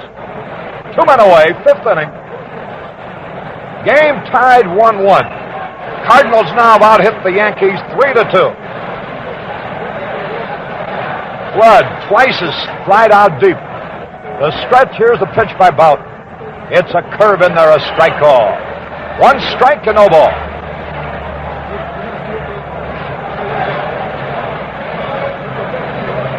Boy, Cletus Boyer came within an eyelash of him, making a tremendous catch. Now the stretch, the pitch, a bouncing ball is short. Lynn's got it over to second, force play. That retires the side. 1 run, 2 hits, 1 error, 1 left. The score, all tied up now, 1-1. The first half of the game has been brought to you by the Chrysler Corporation. The second half of this game is being brought to you by the Gillette Safety Razor Company. What a great pitching duel between Bouton and Simmons. That's the big news here. And big news in shaving today is this Gillette World Series special. It's your opportunity to stock up on sensational Gillette stainless steel blades at a bargain price. 2 6-blade dispensers. That's 12 Gillette stainless steel blades for just $1.50. You get weeks and weeks of clean, easy shaves, incomparable shaves, and save 28 cents in the bargain. You're guaranteed the best first shave of your life, plus more superbly comfortable shaves every blade than with any other blade, or your money back from Gillette. Discover the remarkably uniform quality Gillette can promise you blade after blade. Get the Gillette special today. 12 stainless steel blades for only $1.50. Supreme shaving luxury, and you save 28 cents. Well, boy, we got ourselves a honey of a ball game. Ready to go into the bottom half of the 5th inning, all tied up 1-1. And now to bring you the second half of the ball game play-by-play, the voice of the Boston Red Sox, one of the finest announcers in the business, Curt Gowdy. Thank you very much, Harry Carey. Good job. And hello again, everybody. Joe Pepitone walked his first time. It'll be the bottom third of the Yankee batting order here in the last of the 5th inning. Curt Simmons' pitch is cut on and foul back up against the screen, strike 1. 3 hits for the Cardinals, 2 hits for the Yankees. First 2 games of the series have been hitting ball games. Today, the pitchers have dominated. And if you join us late, the sun is in and out. Right now, it's overcast, temperature in the 50s, and a very strong breeze blowing from third toward first. Balls hit in the air to right field will be given a boost today. A one-strike pitch by Simmons. An attempted bunt is fouled back. Pepitone trying to bunt his way on. He was trying to dump it down the third baseline. So Simmons has in him in a hole, 2 strikes. Simmons has walked 2 in the first 4 innings, has not struck out a batter. And as Harry Carey told you before the ball game started, he pitches the spots. He moves that fastball around. He doesn't have the blazing fastball he used to have, but he moves it. He changes speeds. He throws you a screwball now and then, curve, change-ups. He relies on destroying the batter's timing instead of overpowering them. The 2-strike pitch to Pepitone. And it's a sidearm breaking pitch that just missed. It had Pepitone fooled. He held up on it, and the pitch is outside. 1 ball, 2 strikes. Boyer on deck, and then Jim Bouton. Playing Pepitone is a pull hitter to right field. There's a pop foul coming back out of play again. 1 ball, 2 strikes. Well, looking down beyond the Cardinal dugout, and then looking over to my right in the special enclosed box that the Yankee owners, Del Webb and Dan Topping, and I see 2 of the greatest ball players of all time. Joe DiMaggio in one box, Stan Musial in the other. That pitch is inside. Pepitone goes down. Simmons has been brushing him back today. He knocked him down the first time up. Right now, Pepitone isn't too happy. Cardinals were all kidding Pepitone in the workout yesterday. Pepitone was limping around like he'd been injured on that ball pitch ball that hit him in St. Louis. Here's a 2-2 delivery. He hits a little bounding ball down the first baseline. Gets by Simmons. White throws to Simmons covering. Simmons went for the ball. Saw it was going to squirt by him. He let it go, ran to the bag, and Bill White picked it up and tossed to Simmons covering. So that one is scored. First baseman to pitcher. 1 out in the last of the 5th inning. And the batter now is Clete Boyer, who's driven in the only run for the Yankees with a double to left field in the 2nd inning. Yankees got a run in the 2nd. The Cardinals have scored in the 5th. This game is tied 1-1. Stan Musial down behind the Cardinal dugout. Joe DiMaggio over to our right. For years, the arguments rage. Who is the greatest? Here's the pitch. There's a bunt down the third base line. It trickles foul, though. Right now, the Yankees are trying to bunt their way on. They'll do that. They don't just go for home runs. All through that order, they'll bunt. Maris will try to bunt. Mantle. Tell you one thing, Harry, when they argue Musial against DiMaggio, I'd have liked to have them both in my ball club. As you were talking about it, Curt, I was thinking about the fellow you saw in Boston for years, too, whose activities you covered, Ted Williams. How about an outfield made up of Williams, Musial, and DiMaggio? Well, all I say is I'd like to manage that outfield. I'd go for the 1-year contract with that one. 1 out, nobody on. This game tied 1-1. Simmons' pitch is cut on and fouled and back of first upstairs. No balls, 2 strikes to Cletus Boyer. Cardinals have 1 run, 3 hits. The Yankees have 1 run, 2 hits. Jim Bouton, the Yankee pitcher's out on deck.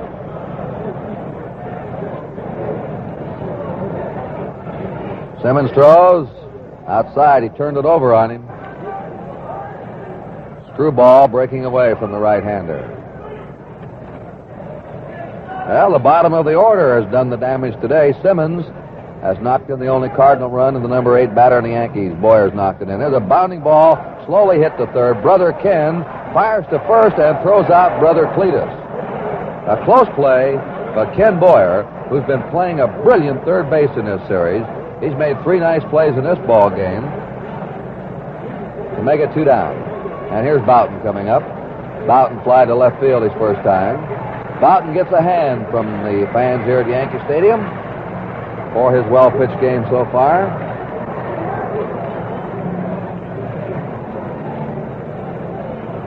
Simmons is the kind of pitcher that gives the Yankees trouble. Of course, he'll give any club trouble, as his 18 victories would attest this year.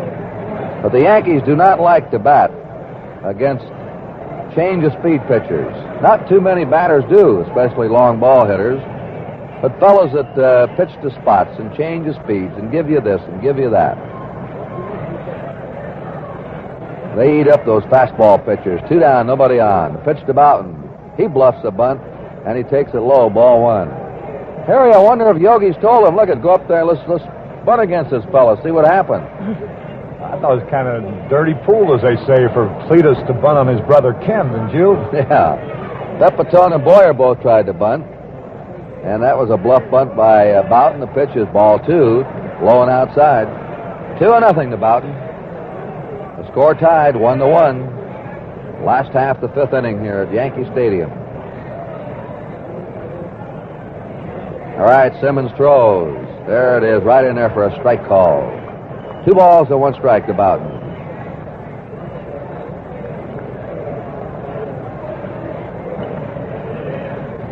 The 2-1 delivery, swings and fouls it back, and the count is 2-2. The fellow that has really impressed us has been this young Cardinal catcher, McCarver. Not only the way he's hit, but the way he handles his pitchers. Got a great glove behind the plate, and he can run for a catcher. He is no liability on the bases. He went from first to third in the 2nd inning and really scooted over there. The 2-2 pitch, foul back again. Finding a catcher who can run is always a difficulty in baseball. Of course, one of the greatest in that department was Mickey Cochran, who used to hit up third in the A's lineup. The 2-2 delivery is a pop-up right in back of the plate. McCarver rips off the mask, is under it, and takes it. And there's an easy 1-2-3 inning for Curt Simmons. And so the score at the end of 5 is a tie. St. Louis won, and the Yankees won. Men, wouldn't you like to start the day with the best shave in the world? The quickest, easiest shave a man can get? Well, here's how. All you need is hot water, lots of it. Then the shaving cream that super saturates your beard throughout your shave. Extra rich Gillette Foamy. America's only leading shaving cream that cleanses your skin with K34 hexachlorophene antiseptic while you shave. And to look sharp and feel sharp, use the Gillette stainless steel blade. Gillette guarantees you the best first shave of your life and more superbly comfortable shaves every blade than with any other. Or your money back from Gillette. Clean, close shaves, blade after blade after blade. And for a perfect ending, Gillette's crisp new Sun-Up. Smells better, feels better. Splash on a dash, and believe me, you put on a happy face. Matchless shaving comfort from Gillette, the people who know men best. Right now, we pause 30 seconds for station identification. When it comes to borrowing money from GFC, it really is just as easy as it sounds. All you do is call GFC's Friendly Bob Adams at Main 14242. Friendly Bob arranges your loan right on the phone in minutes. If you're a working man or woman, get from $25 on up to $2,000 that fast and easy way. Why fret over money problems a minute longer? Call Main 14242 GFC and talk to Friendly Bob Adams. KMOX, KMOX-FM, St. Louis, your World Series station. This is Curt Gowdy with Harry Carey from Yankee Stadium. At the end of 5 innings, Game 3 of the World Series, Cardinals have 1 run, 3 hits, and no errors. The Yankees have 1 run, 2 hits, and 1 error. And here in the 6th inning, Lou Brock, Bill White, and Ken Boyer will be up for the Cardinals. They're number 2, 3, and 4 hitters. Brock has popped up and grounded out. Jim Bouton's pitch to the left-handed batter is a swing and a miss on an overhand curve. Strike 1. Right now, Shannon has been the leading hitter in the, McCarver, leading hitter in the series for the Cardinals. There's a bounding ball, 2 hops to second. Richardson plays his shoulder high, flips to first, and there's 1 away. 67,101 is the announced paid attendance at today's game. Here's Bill White, and he's probably wondering, when am I going to get my first base hit? He's gone 0 for 9 now. He's lined to left, and he's flying to left. And, of course, he's a big man in that Cardinal batting order. He knocked in over 100 runs. He's hitting number 3, and a fellow like this can really help your attack when he sticks in those hits, especially with some power. But so far, White has failed to hit. Playing him toward right, and he takes a curve high for a ball, 1-0. Ken Boyer on deck. So right now, Bouton is facing the two power guys in the Cardinal lineup. This game is tied 1-1, sixth inning. The pitch to White, swings and fouls the fastball back out of play. 1 ball, 1 strike. Bouton was jamming him inside. 1-1 to Bill White. Bouton has struck out 1. He's walked 1. Sometimes he can be erratic with his control, but he's had it today.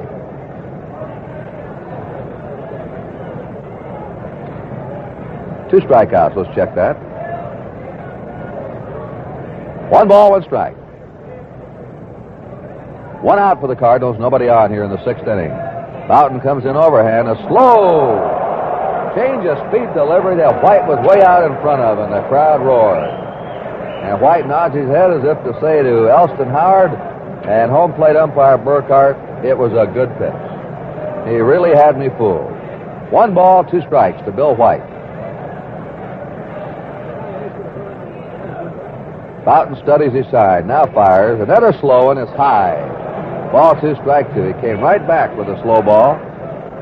2 balls, 2 strikes to Bill White.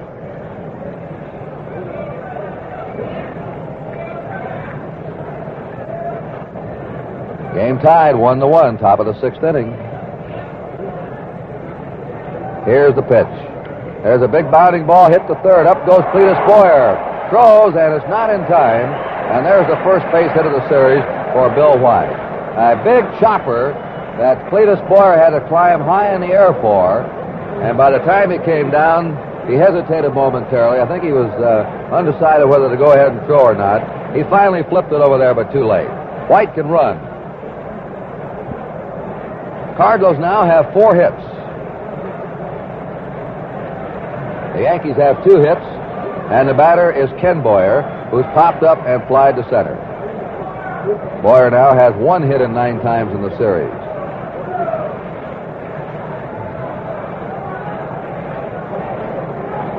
Runner on first, 1 out. They're playing Ken Boyer straight away. Dick Groat's on deck.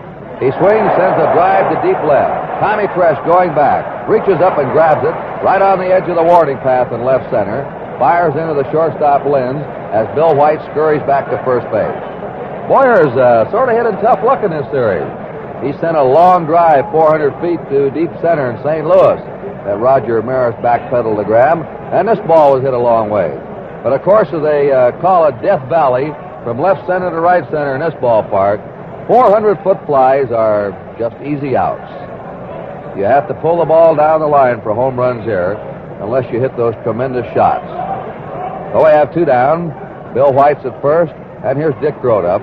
He's taken a call, 3rd strike, and he's popped up. A stretch by Bouton in the pitch. There's a line shot into left field. Fresh hurries over, can't get it, grabs it on a hop, is firing into Linz, and on down to second goes Groat. In the third is White. A double for Dick Groat. And Tresh cut over into the corner very quickly to save a run. Boy, that's exactly right, Curt. His speed kept the run from scoring because Tresh made a fine play, as you described, to keep that ball from rolling to the wall. And Bouton still has a chance now to get out of this inning as a result. And he's got McCarver up, but McCarver has been real poison for the Yankees in this series. The young Cardinal catcher now is batting .500. He's had 4 hits and 8 times up in this game. He's walked and he's lined a single to right field. He's been pulling that ball. He hit 2 doubles in the right center, or a double and a triple in St. Louis. Line drives in right center. And the ball he hit in the 5th inning was a sharp line drive to right that Mantle let get away from him. Runners on second and third for St. Louis, 2 down. They're going to put him on with first base open, a left-handed batter. They'll play to percent. This will give him a force out at any base, and also Bouton will then pitch to the right-hander Shannon, who stung the ball today. There's ball 2. Here's ball 3 coming up. And now ball 4. And there goes young McCarver down to first base. The Cardinals have the bases loaded, 2 outs. The game is tied 1-1. Here's Mike Shannon. He's single to center. He's lined out to right. He's had 4 hits in 9 times in the series. And he hit the big home run in the opening game.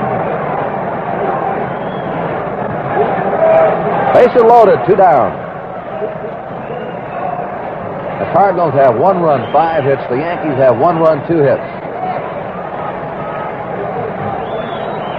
Jim Bouton in a big jam here in the top of the 6th inning. Bouton gets his sign.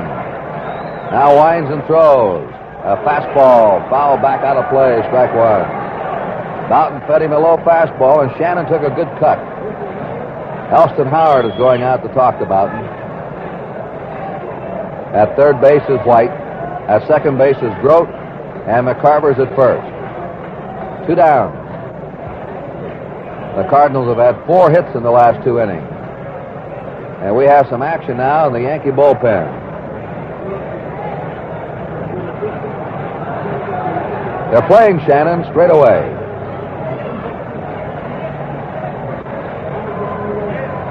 Here comes the pitch. There's a bounding ball to shortstop. Lenz plays it to Richardson in time, forced out, and the Yankees are out of the inning. The Cardinals in the top of the 6th inning. No runs, 2 hits, no Yankee errors. The Cardinals left free. At the end of 5.5 innings, the score is tied 1-1. Been a long time since the Cardinals were here for a series, 21 years. And it's a long time since you've seen a deal like this Gillette World Series special.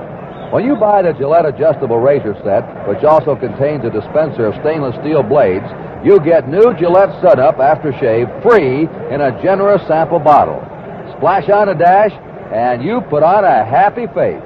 Smells better, feels better. And then top off every Gillette shave with crisp, refreshing Sun-Up. And what smooth shaves they are with a Gillette adjustable. It's the razor with a micrometer dial, 9 blade settings. Select the one which matches your skin and beard exactly. And Gillette guarantees its incomparable stainless steel blade will give you the best first shave of your life. And more superbly comfortable shaves per blade than with any other blade, or your money back from Gillette. There's the deal. Adjustable razor, Gillette stainless steel blades for $1.50 plus Sun-Up free. 5.5 innings gone. Game tied 1-1. And the Yankees now have the top of the batting order up in the last of the 6th inning. Curt Simmons will face Bill Lenz, Bobby Richardson, and Roger Maris. Lenz is grounded to the 3rd, and he's been robbed by a base hit in the 3rd inning on a diving stop by Dick Grote, which has been the play of this ball game. We've had 3 outstanding plays so far in the series. Pitch is high by Simmons, ball 1. Maris, a one-handed running catch in right center at St. Louis. Maxville, a diving stab of a low line drive in St. Louis, and Dick Grote here today. And the pitch is high, ball 2. 2-0 to Phil Lenz.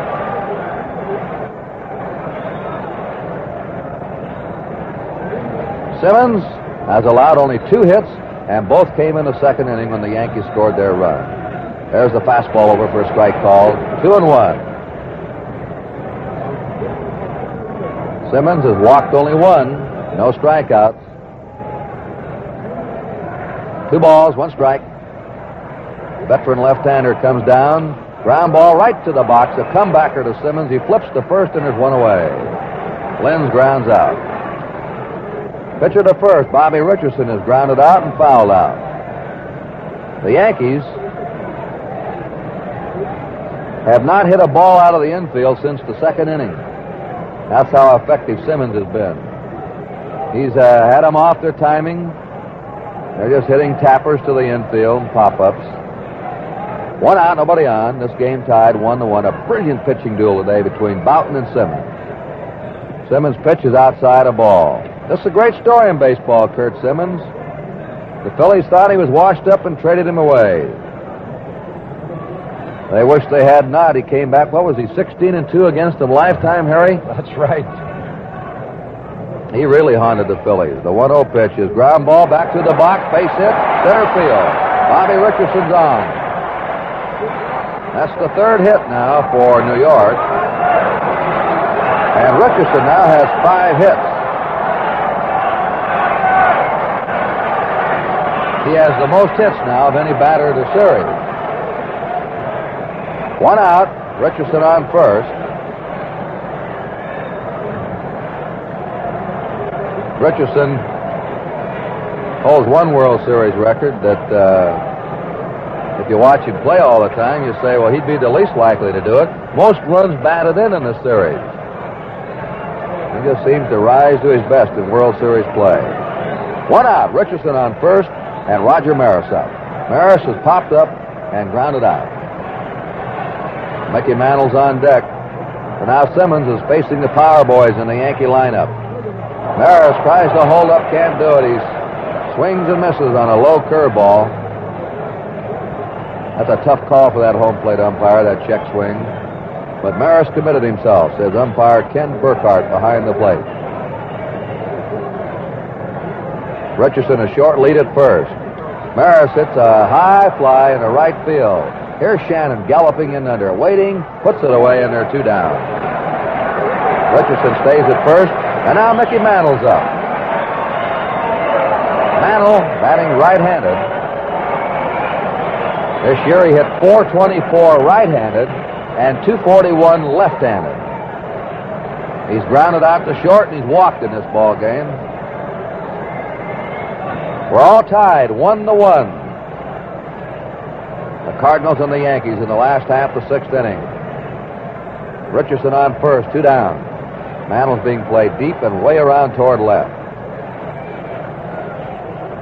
Pitch is low outside, ball 1. He hit the longest measured home run within Yankee Stadium this year. See where that .461 mark is out there, Harry? Yeah. That ball sailed over that way back up on the bleachers. A 500-foot home run. Pitch is low, ball 1. Of course, he's hit some of the most famous home runs in baseball. And when you look up, nobody's ever hit a ball out of Yankee Stadium, Harry. And down the right field line, off Pedro Ramos, he hit the facade of the roof in right field and missed by a couple of 3 feet, hitting it over the roof. Pitch is low inside for ball 3. 3-0. 2 down, Richardson on first. And Curt Simmons is not giving Mantle anything to hit. Excuse me, Curt. Earlier in the series, he swung with 3-0. Let's see if he does it again. All right. He's probably on his own. Here's the 3-0 pitch. He does. He lines it into right field for a base hit. Richardson is rounding second. He's coming on to third. Mantle's going in the second, and the Yankees have runners on second and third. A double for Mantle.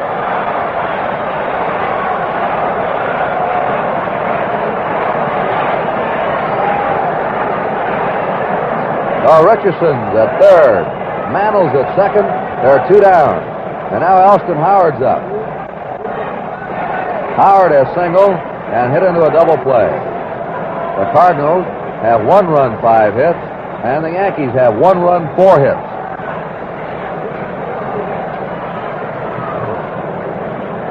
Curt Simmons in his first jam since the 2nd inning.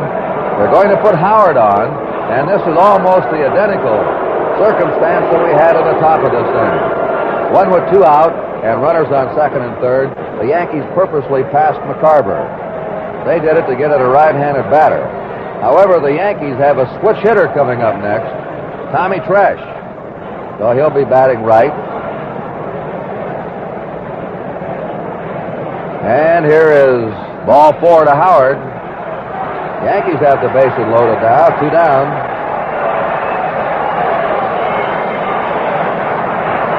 Richardson's at third. Mantle's at second. Howard's at first. Tommy Tresh, who leads the batters in the World Series so far and runs batted in with 5, has a chance to increase that total. He's popped up and he's grounded out. A straightaway for the right-hander. The pitch to him. And he popped it up to the infield. Bill White says, I've got it. He's under it, and White grabs it, and the side's out. Clutch pitching by both Bouton and Simmons in the sixth. No runs for New York. 2 hits. There were no errors. They left 3 men. At the end of 6 innings, the game is tied 1-1. Incomparable. That's the word for the Gillette stainless steel blade. You try it and find out why it's the #1 seller by far. Superb comfort, close, easy shaves, shave after shave, blade after blade. And with a Gillette stainless, you get uniform quality unequaled by any other.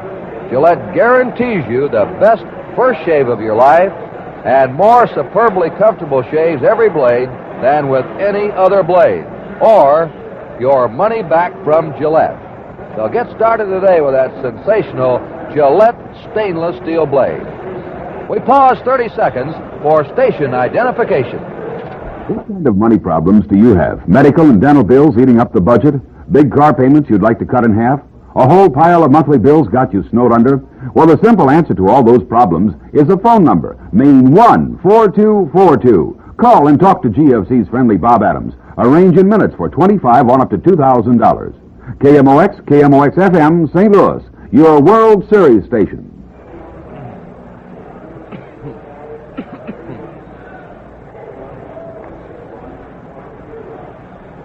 This is Curt Gowdy with Harry Carey from Yankee Stadium, New York. The 3rd game of the World Series is tied. At the end of 6 innings, the St. Louis Cardinals have 1 run, 5 hits, and no errors. The New York Yankees have 1 run, 4 hits, and 1 error. The Cardinals have left 6. The Yankees have left 5. Both teams left the bases loaded in the 6th inning. Del Maxville will be leading off for the Cardinals in the 7th. Then the pitcher, Curt Simmons, and he's sure to get a big hand when he comes up. And then to the top of the order for Curt Flood.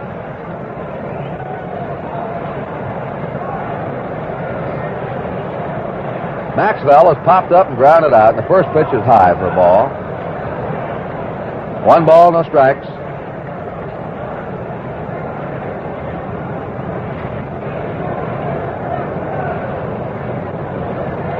Bouton gets his sign, pitches 1-0, swing and a miss. 1 ball, 1 strike to Maxville, who went to school at Washington U in St. Louis. 1 ball, 1 strike. Overhand delivery is foul back. 1 ball, 2 strikes.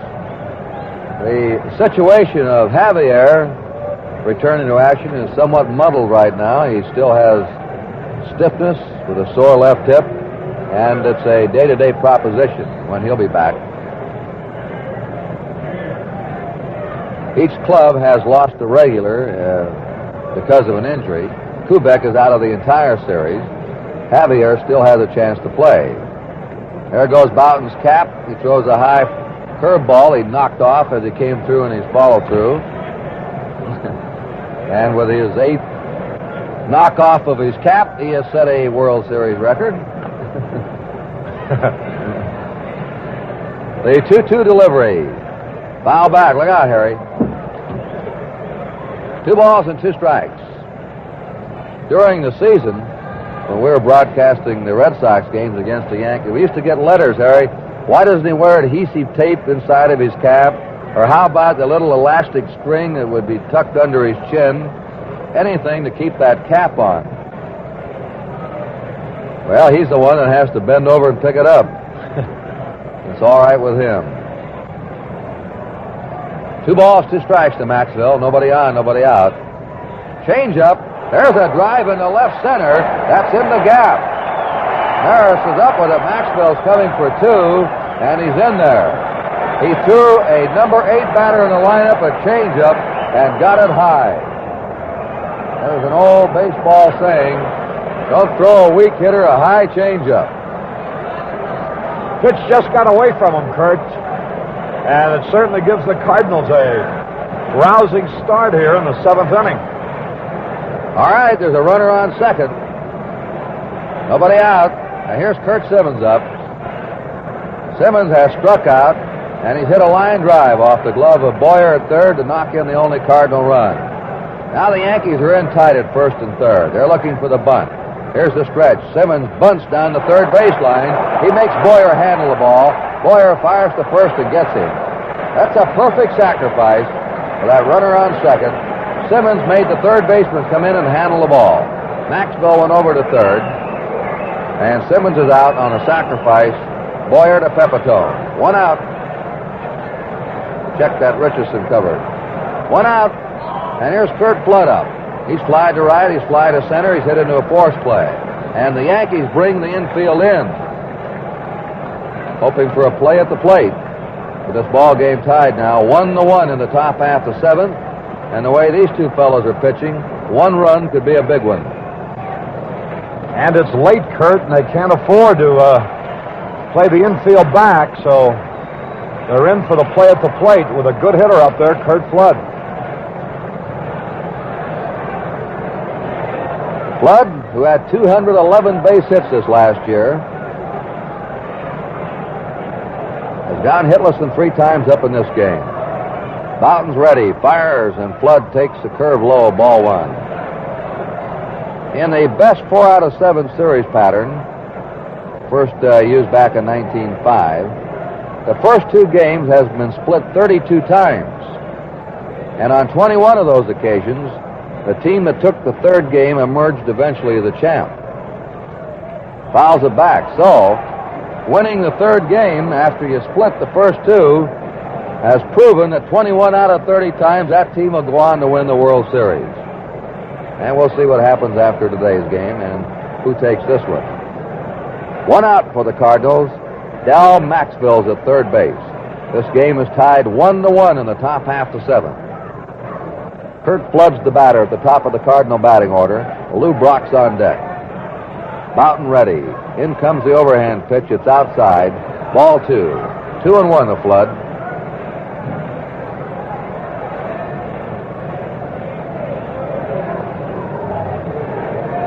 That infield right on the edge of the infield grass.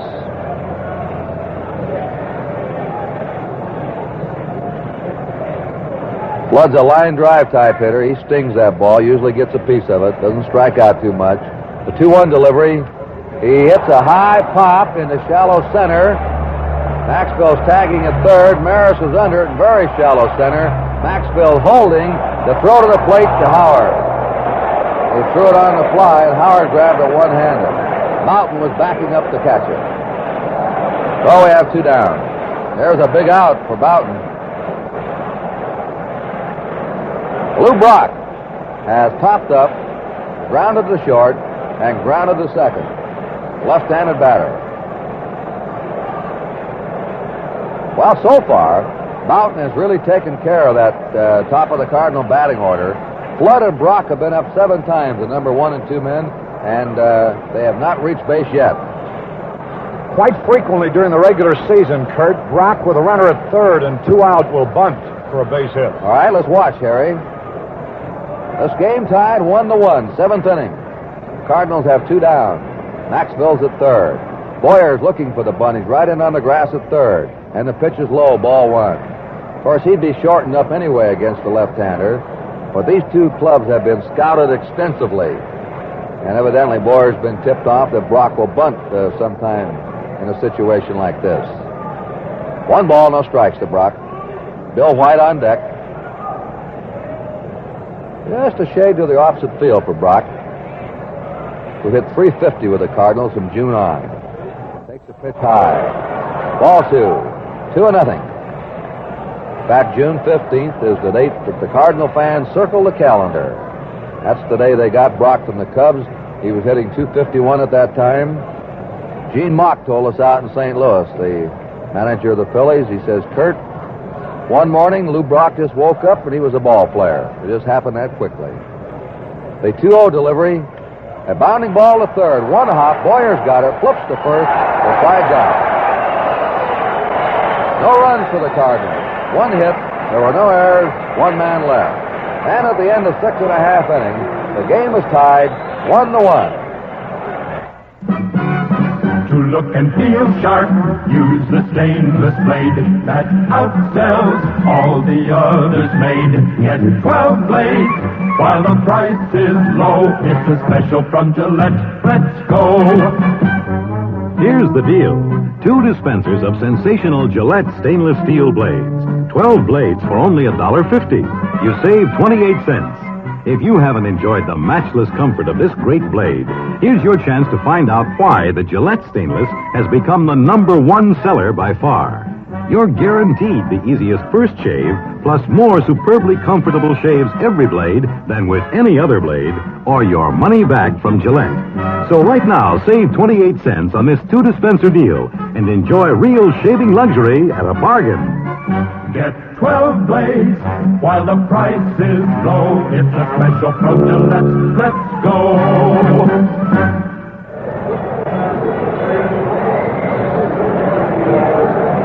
Well, we've had the 7th inning stretch at Yankee Stadium, and now the Yankees send up the bottom third of their order in the last half of the 7th. Joe Pepitone, Cletus Boyer, and Jim Bouton. The Cardinals have 1 run, 6 hits. The Yankees have 1 run, 4 hits. Pepitone has walked and grounded out. Curt Simmons throws. He swings and misses on a curve. Strike 1. Bouton has pitched out of trouble in the 6th. The Cardinals led off the 7th with a double, but they didn't score. Simmons pitched out of a bases-loaded situation in the 6th, and now here he is in the last of the 7th. Pitches outside. This has been the best pitch game of the series, and to our way of thinking, the best one of the 3 so far. This has been a real beauty. This is for the folks who like great clutch pitching. First 2 games were hitting fans' delight. The pitch is a strike called. That's a fastball in the outside corner. 1 ball, 2 strikes to Joe Pepitone. Playing Pepitone as a dead pull hitter to right, with the exception of the left fielder, Lou Brock. Hit 28 home runs this year. There's a ground ball foul down the first baseline, and the count is 1 ball, 2 strikes to Joe Pepitone. They've already announced the starting pitchers for tomorrow. Whitey Ford for the Yankees. He'll pitch game 4, and Ray Sadecki.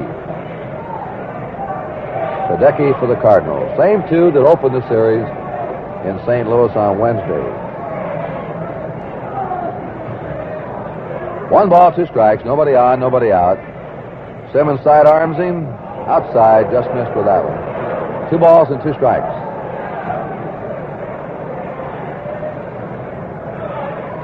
Simmons has walked 3 today, 1 intentional.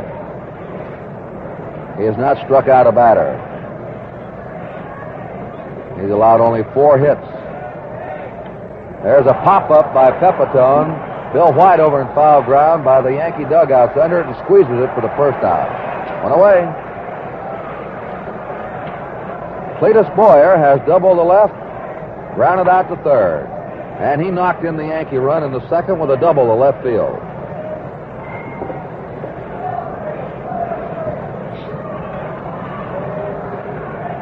So on they go. Curt Simmons, 35-year-old left-hander, and Jim Bouton, 25-year-old right-hander.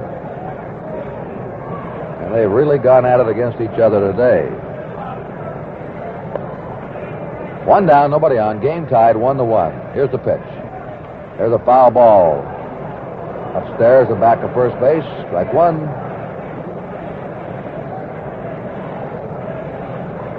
See, Gussie Bush, the owner of the Cardinals, he's over there by the Cardinal dugout in the front row, and he has his arms resting on the rail with his chin buried in his hands, intently watching the play. Pitch is low for a ball. This is his first World Series as owner of the Cardinals. That's a pose reminiscent of the old Judge Landis, Curt. And I've seen a lot of pictures of the Judge with that pose. 1 ball, 1 strike. There's a smash foul down the right field line into the stand, except when he got mad, Harry. I never did have the privilege of meeting the late commissioner, but they say he was some character, Curt. They did a tremendous job. 1 ball, 2 strikes. Ford Frick, the present commissioner of baseball, and his family are all down by the Yankee dugout. He has his grandson with him today. A 1-2 pitch. Blow outside. 2-2. They live in Lexington, Massachusetts. Grandson. 2 balls and 2 strikes to Clete Boyer. 1 out, nobody on. Last half to 7. It's a tie game, 1-1. Simmons comes in. There's a swing and a miss on a screwball. A breaking pitch that was going away from a right-hander. And that's the first strikeout for Simmons. That makes it 2 down for the Yankees. Here's Jim Bouton coming up. Listen to the hand for Bouton.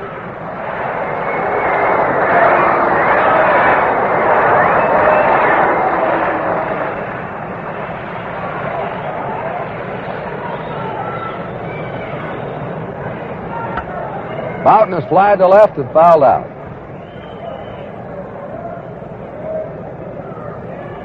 Phil Lynn's on deck.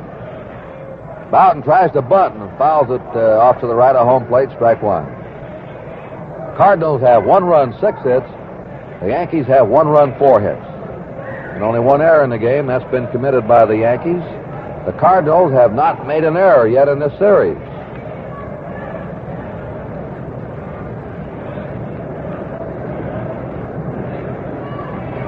No balls, 1 strike. And he tries to bunt again and misses. Strike 2 to Bouton. 0-2. The Cardinals in their 8th inning will have White, Boyer, and Groth, the middle of the order up. 2 strikes to Jim Bouton. 2 down, nobody on.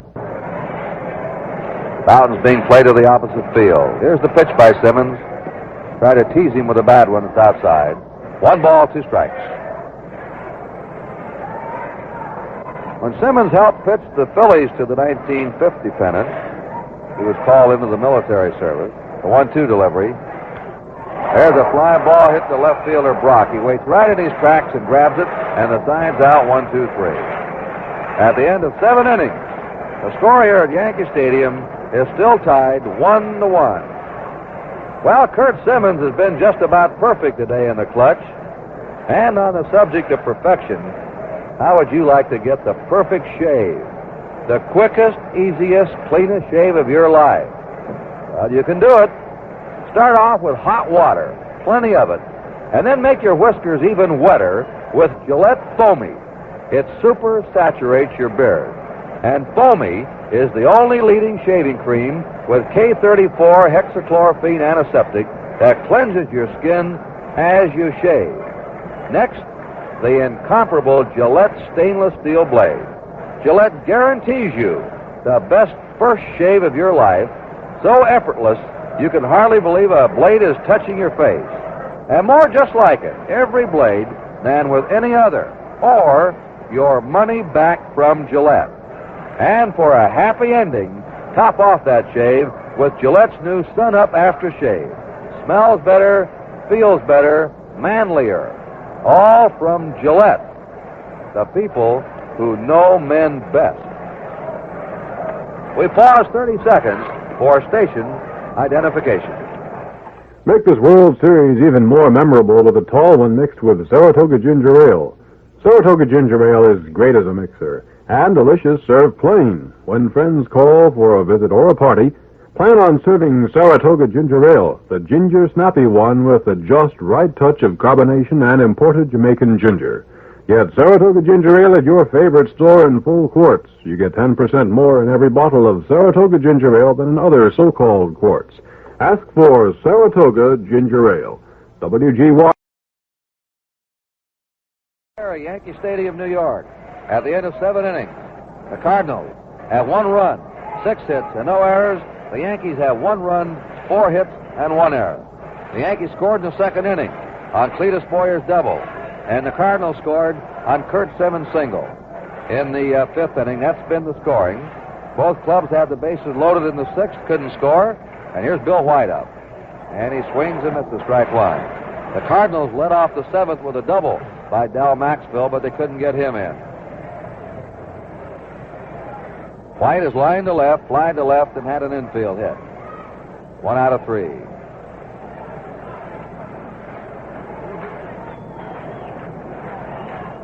No balls, 1 strike. Jim Bouton overhands him. There's a changeup, wrapped sharply to second. Up with it is Richardson. Throws to Bouton covering as Pepitone was pulled off the bag. Pepitone thought he might have a chance at that grounder. He left the bag, and Bouton had to come over to cover. That Richardson has a beautiful pair of hands. Quick, sure with him. He's been the premier second baseman in the American League. 1 out, nobody on. Ken Boyer popped up, flied to center, flied to left. He's 0 for 3. Dick Grote will be on deck. Playing Boyer deep and about a step toward left.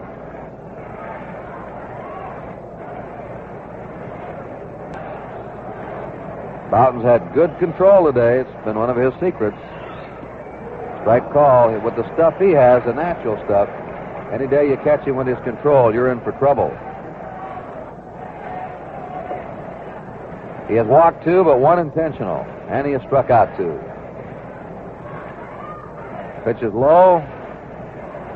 1 ball, 1 strike.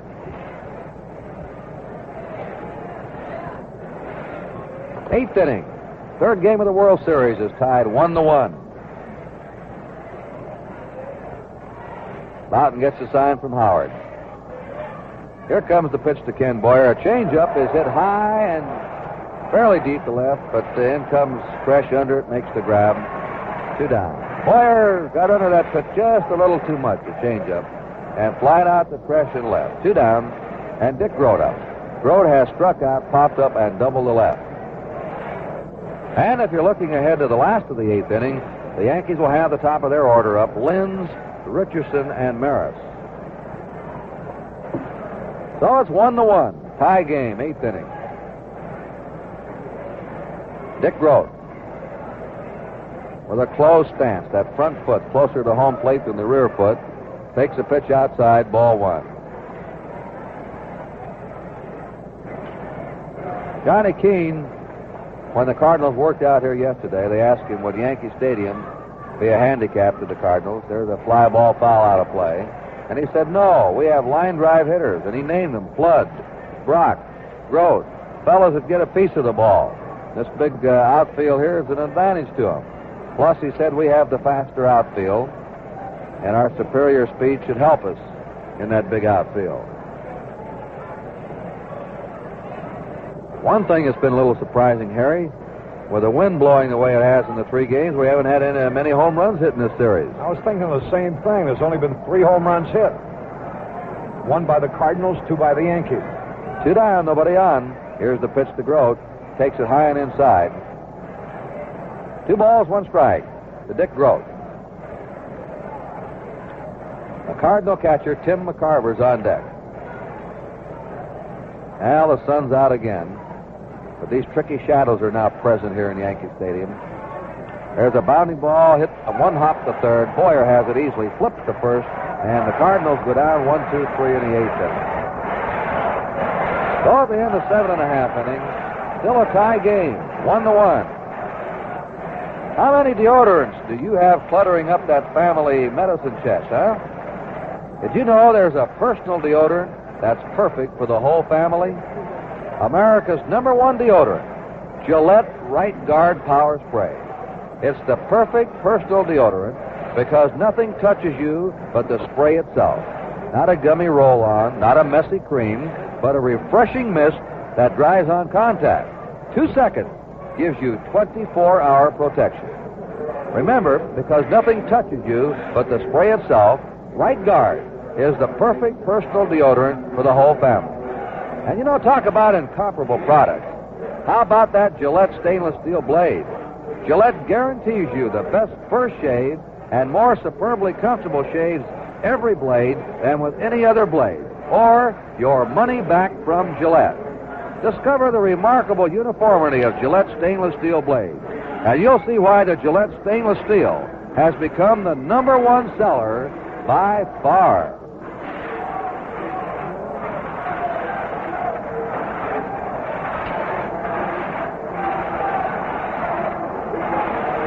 Well, they're starting that rhythmic clapping in Yankee Stadium.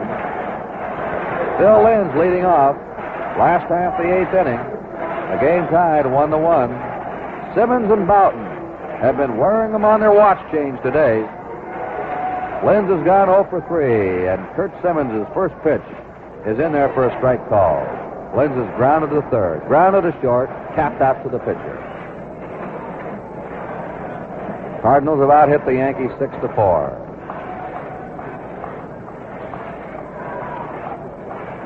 And the one-strike pitch. There's a fly ball, hit the deep center. Back goes Curt Flood. He's under it out there in the brilliant sunshine. Makes the catch, and there's one away.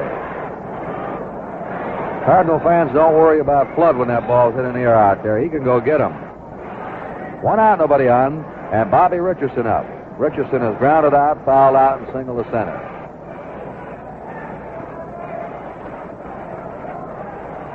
Roger Maris on deck. Well, the way this is going, it looks like one swing of the bat, one break. Something quick and unexpected. Might do it here. Here's the pitch high and outside. Ball one to Richardson. We're all tied 1-1 if you just joined us. Last half of the 8th inning. Simmons pitch. There's a foul out of play upstairs. And the count is 1 ball, 1 strike. 1-1 to Bobby Richardson. One down. The bases are empty for the Yankees.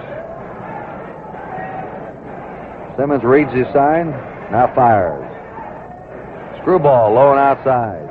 Ball 2. And you Cardinal fans, in the 9th, they'll have McCarver, Shannon, Maxville up. Right now, the Yankees are batting with Bobby Richardson. 2-1 delivery. Low, ball 3. 3-1. Simmons behind him. Curt Simmons. We told you it was called in the military service back in 1950 when the Phillies played in the series. The 3-1 delivery is a ground ball to shortstop. Dick Grote has it. There's a flip to first. White stretches to hang on to it. Throw is a little high and to the home plate side of first, but he's got it, and they're 2 down. And in that 1950 World Series, Simmons was a batting practice pitcher. He was ineligible to pitch in a series. And he hasn't been any batting practice pitcher here today. He's been a great one. 2 down, nobody on. Roger Maris up. Maris has popped up, grounded out, and flied out. 0 for 3. Mickey Mantle's on deck. Playing Maris as a pull hitter to right. And he swings and misses. Strike 1. No balls, 1 strike. Game tied 1-1. Last half of the 8th inning. Simmons' pitch to Maris is away from him. The ball, 1-1. Simmons has moved that ball beautifully today. I don't think he's thrown over a pitch or two down the middle. Every pitch has been on the corners. It's been high, low, in and out. A 1-1 delivery. That pitch is in there for a strike call. Let her high on the inside corner. 1 ball, 2 strikes to Roger Maris. The Yankees have 2 out, nobody on here in the last of the 8th inning.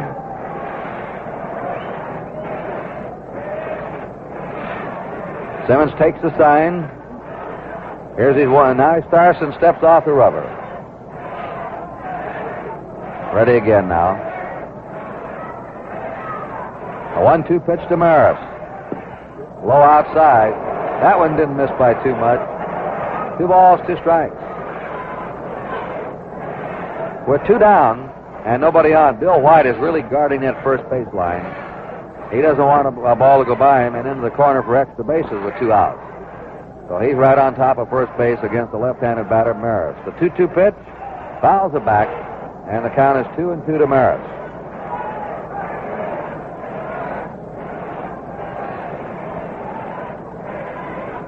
Maris has hit 186 in World Series competition 4 previous World Series. He's never hit hard in the World Series, and this one so far now, he's had 3 hits and 12 times up. 2-2, and the pitch to Maris. And he hits a high foul. It'll be out of play down the right field line. That's in the third deck. Both these men have had good stuff today, and we've had a lot of foul balls drop in the stands. Kurt, Tim McCarver's out talking to Simmons. That last pitch that Maris fouled on the first base side of the stands was the first ball that had gotten away from Simmons, and he got it inside. Now, he's been pitching Maris to the outside part of the plate to prevent him from being able to pull into that neighborly right field section. They're having quite a talk out there. Now here comes young McCarver back of the plate.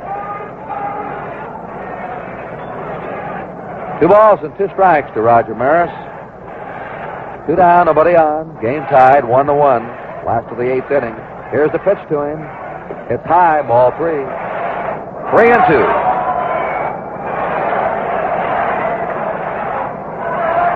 He had him 1 ball, 2 strikes. Now it's a full count.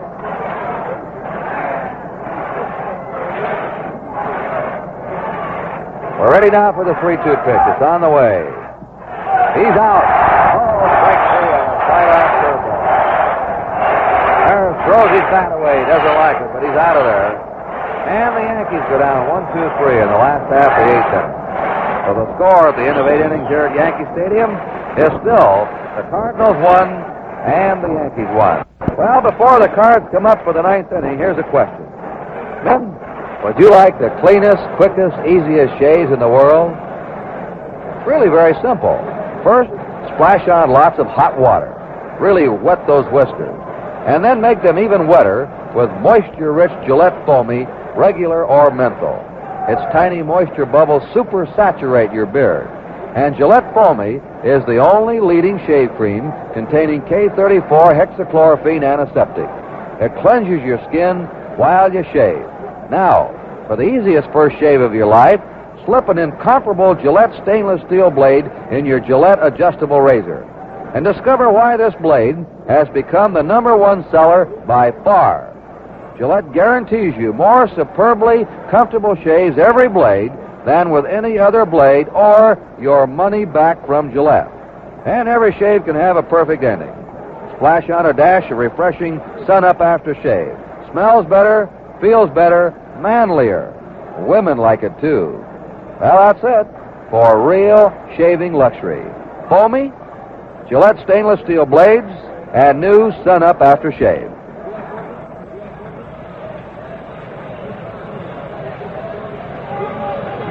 It's the 9th inning here at Yankee Stadium.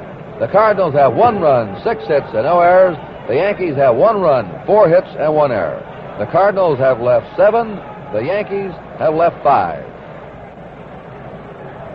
And here in the 9th inning, Tim McCarver will be leading off. He's walked, single to right, and he's been passed purposely. KMOX and KMOX-FM St. Louis. Bouton and Curt Simmons, the 2 starting pitchers, have both gone all the way. McCarver's batting left-handed. The pitch to him is a little bit high for a ball, 1-0.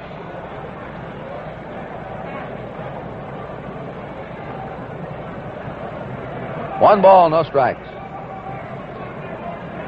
A 1-0 delivery. There's a ground ball drilled to shortstop, right through the legs of Lynn into left field.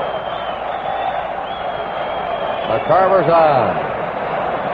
That was a real croquet shot. Went right through his legs. He was bent over to pick it up. And there's an error charged to Lynn, and the Yankees now have committed 2 errors in this game. And this puts the pressure now on Bouton. It looked like an easy out. Runner on first, nobody out. Here's Shannon up. The right fielder of the Cardinals has singled to center, line to right, hit into a force place. Bunting, it's a beauty, picked up by Pepitone. He tags him out as Shannon runs back toward home plate. It's a sacrifice. And the Cardinals have the tie-breaking run at second base, 1 out. Maxville is scheduled up, but they're going to pinch hit for him. Carl Warwick, who's had 2 hits and 2 pinch hit appearances, is coming out now to bat for Maxville.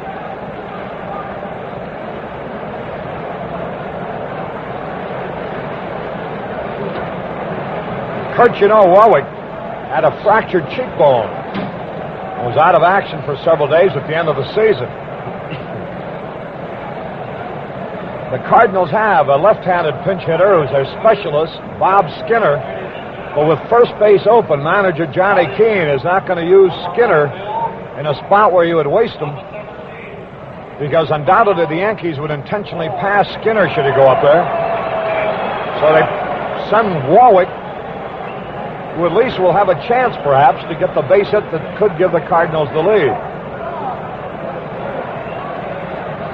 Harry, trying to put my glasses on and watch that Cardinal bullpen. I don't see anyone warming up out there.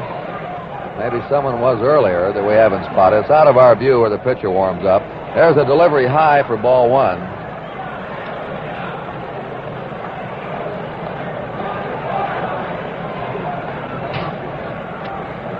Jerry Buchek is out there with his jacket off. He'll come in to play second base for the Cards in the last of the ninth. Low outside, ball two. 2-0 now to pinch hitter Carl Warwick. Tim McCarver's at second. 1 out.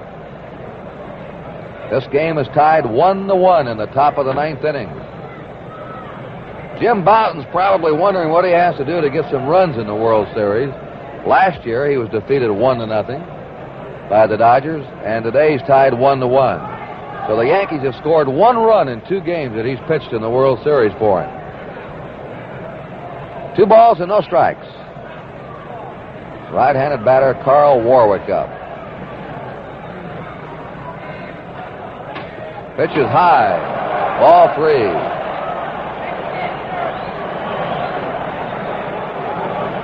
Charlie James is out on deck now,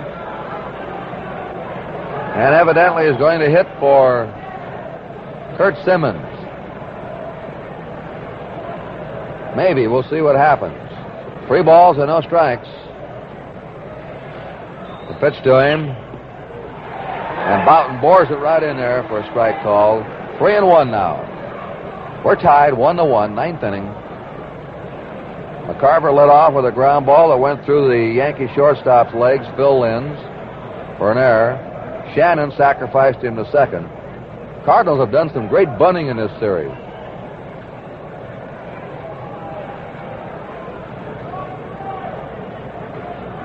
They've had 2 good sacrifice bunts today. 3 balls and 1 strike. The stretch and delivery. Ball 4. Now there are runners on first and second. Charlie James is on the on-deck circle, but it looks like Skinner's coming out. That's the spot that Johnny Keane was hoping for, Curt. Now he's got a chance to use his best left-handed pinch hitter in the spot where they have to pitch to him. All right, here are the Cardinals making some moves in the ninth inning. Bob Skinner. Steve Hamilton and Pete Mickelson, left-hander and right-hander in the Yankee bullpen warming up. Bob Skinner hit .254 this year, 4 homers. And he's up there now with 1 out. Runners on first and second for St. Louis.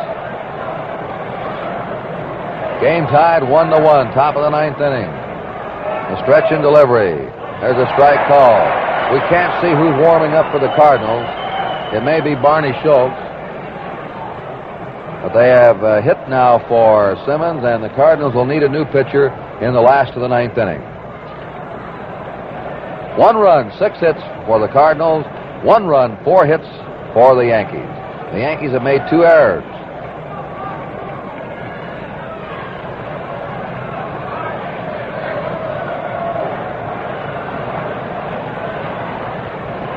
Here's the stretch. The 1-strike pitch to the big left-handed batter is a high drive into deep right center. Roger Maris roaming back. He'll get under it. Makes the grab. McCarver's tagging at second and coming over to third. Good Bouton kept Skinner from pulling that one. If he'd have pulled that one to right field, that would have been out of here. Long fly to deep right center. 2 down. Now here's Curt Flood.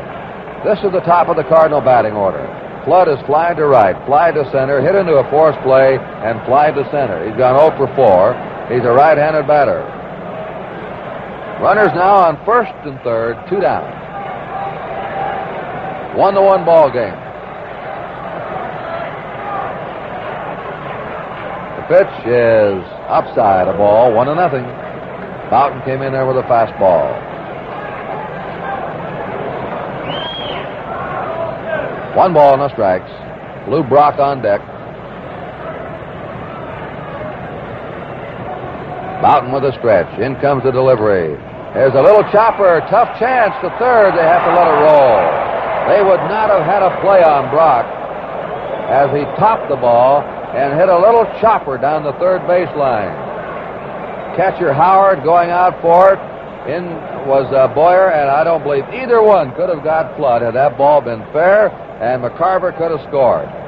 Boyer very wisely said, look, I don't have a play. Let's see what happens. He let it go, and it dribbled foul down the third baseline. They're playing Flood to pull. Linz is way over in the hole, giving Flood a lot of room to hit through around second base. 1 ball, 1 strike, 2 down. Cardinals have runners on first and third. This game tied 1-1, 9th inning. Here's the pitch to Flood. Takes it low, a ball. 2-1. Bouton has been tough in the jams today. He got out of the 6th with the bases loaded. The Cardinals led off the 7th with a double, and he pitched out of that one. And now here he is in the 9th with runners on first and third, 2 down. Tim McCarver's at third. Carl Warwick's at first.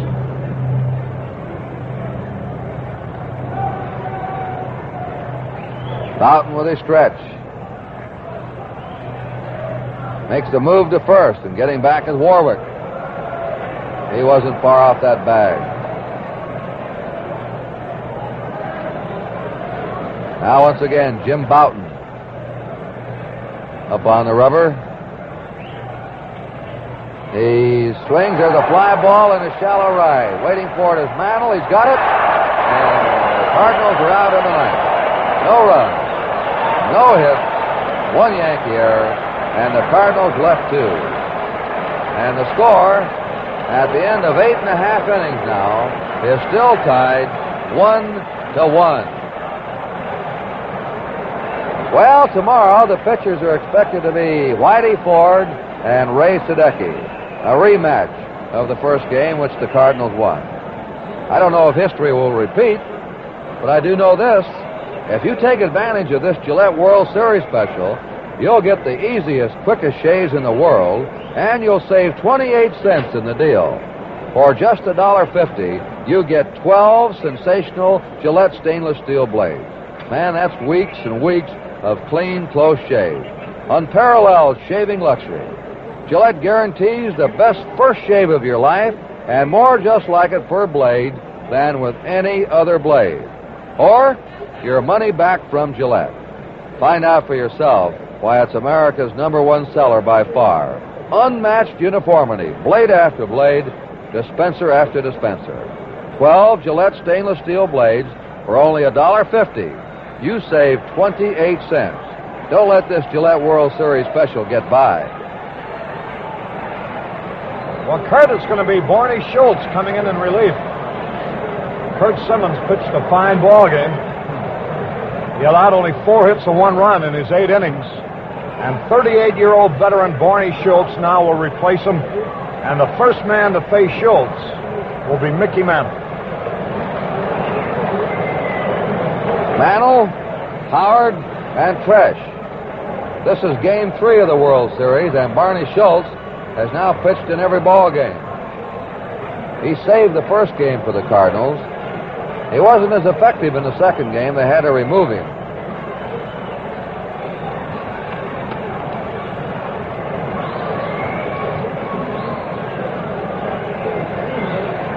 Came in the second game, worked only a third of an inning.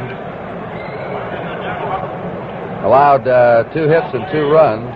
Gave up a home run in that game. Jerry Buchek will go to second base. And he's going to be batting in the number 8 spot. Well, the Cardinals have had their chances. They had the bases loaded in the 6th, 2 down. In the 6th with 2 down, Shannon bounced into a force play. Maxville led off the 7th with a double. He was sacrificed on the 3rd, and with a runner on 3rd, 1 out. They couldn't get him in. Flood flied to shallow center, and Brock bounced out. And here in the 9th, Linz booted McCarver's easy ground ball. McCarver was sacrificed to second, and after a walk to Warwick, Skinner flied to deep center, and Flood flied out. Now Mickey Mantle batting left-handed. Time called. Johnny Keene wants to look at the batting order, the umpire, and I believe, let's see now, Ken Burkhardt is walking over toward the Yankees. There may be something in that Cardinal batting order. Buchek may be hitting 9th instead of 8th.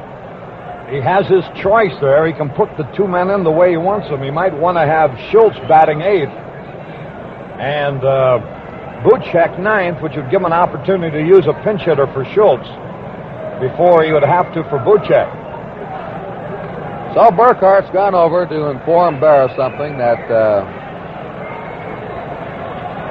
Johnny Keene had ran out of the Cardinal dugout to talk to the umpire. Here's Mantle. He's grounded to short. He's walked. He's doubled to right. Facing 38-year-old Barney Schultz. The big Yankee crowd roaring now for some action. There's a high drive. Hit the deep right. And forget about it. It is gone. The ball game's over.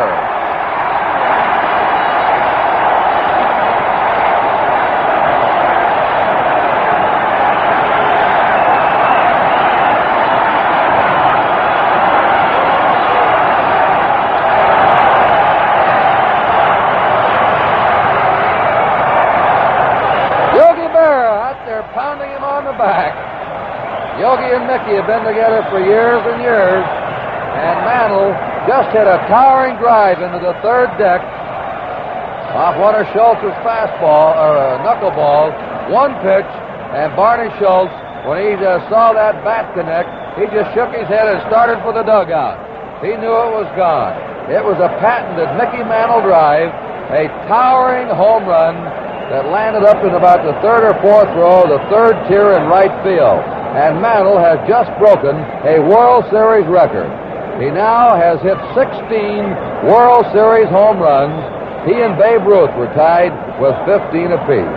And so, in a dramatic pitching duel, and then a dramatic home run by Mantle on the first pitch of the last of the 9th inning, the Yankees have taken the lead in the World Series 2 games to 1. In the 9th, 1 run for the Yankees, 1 hit.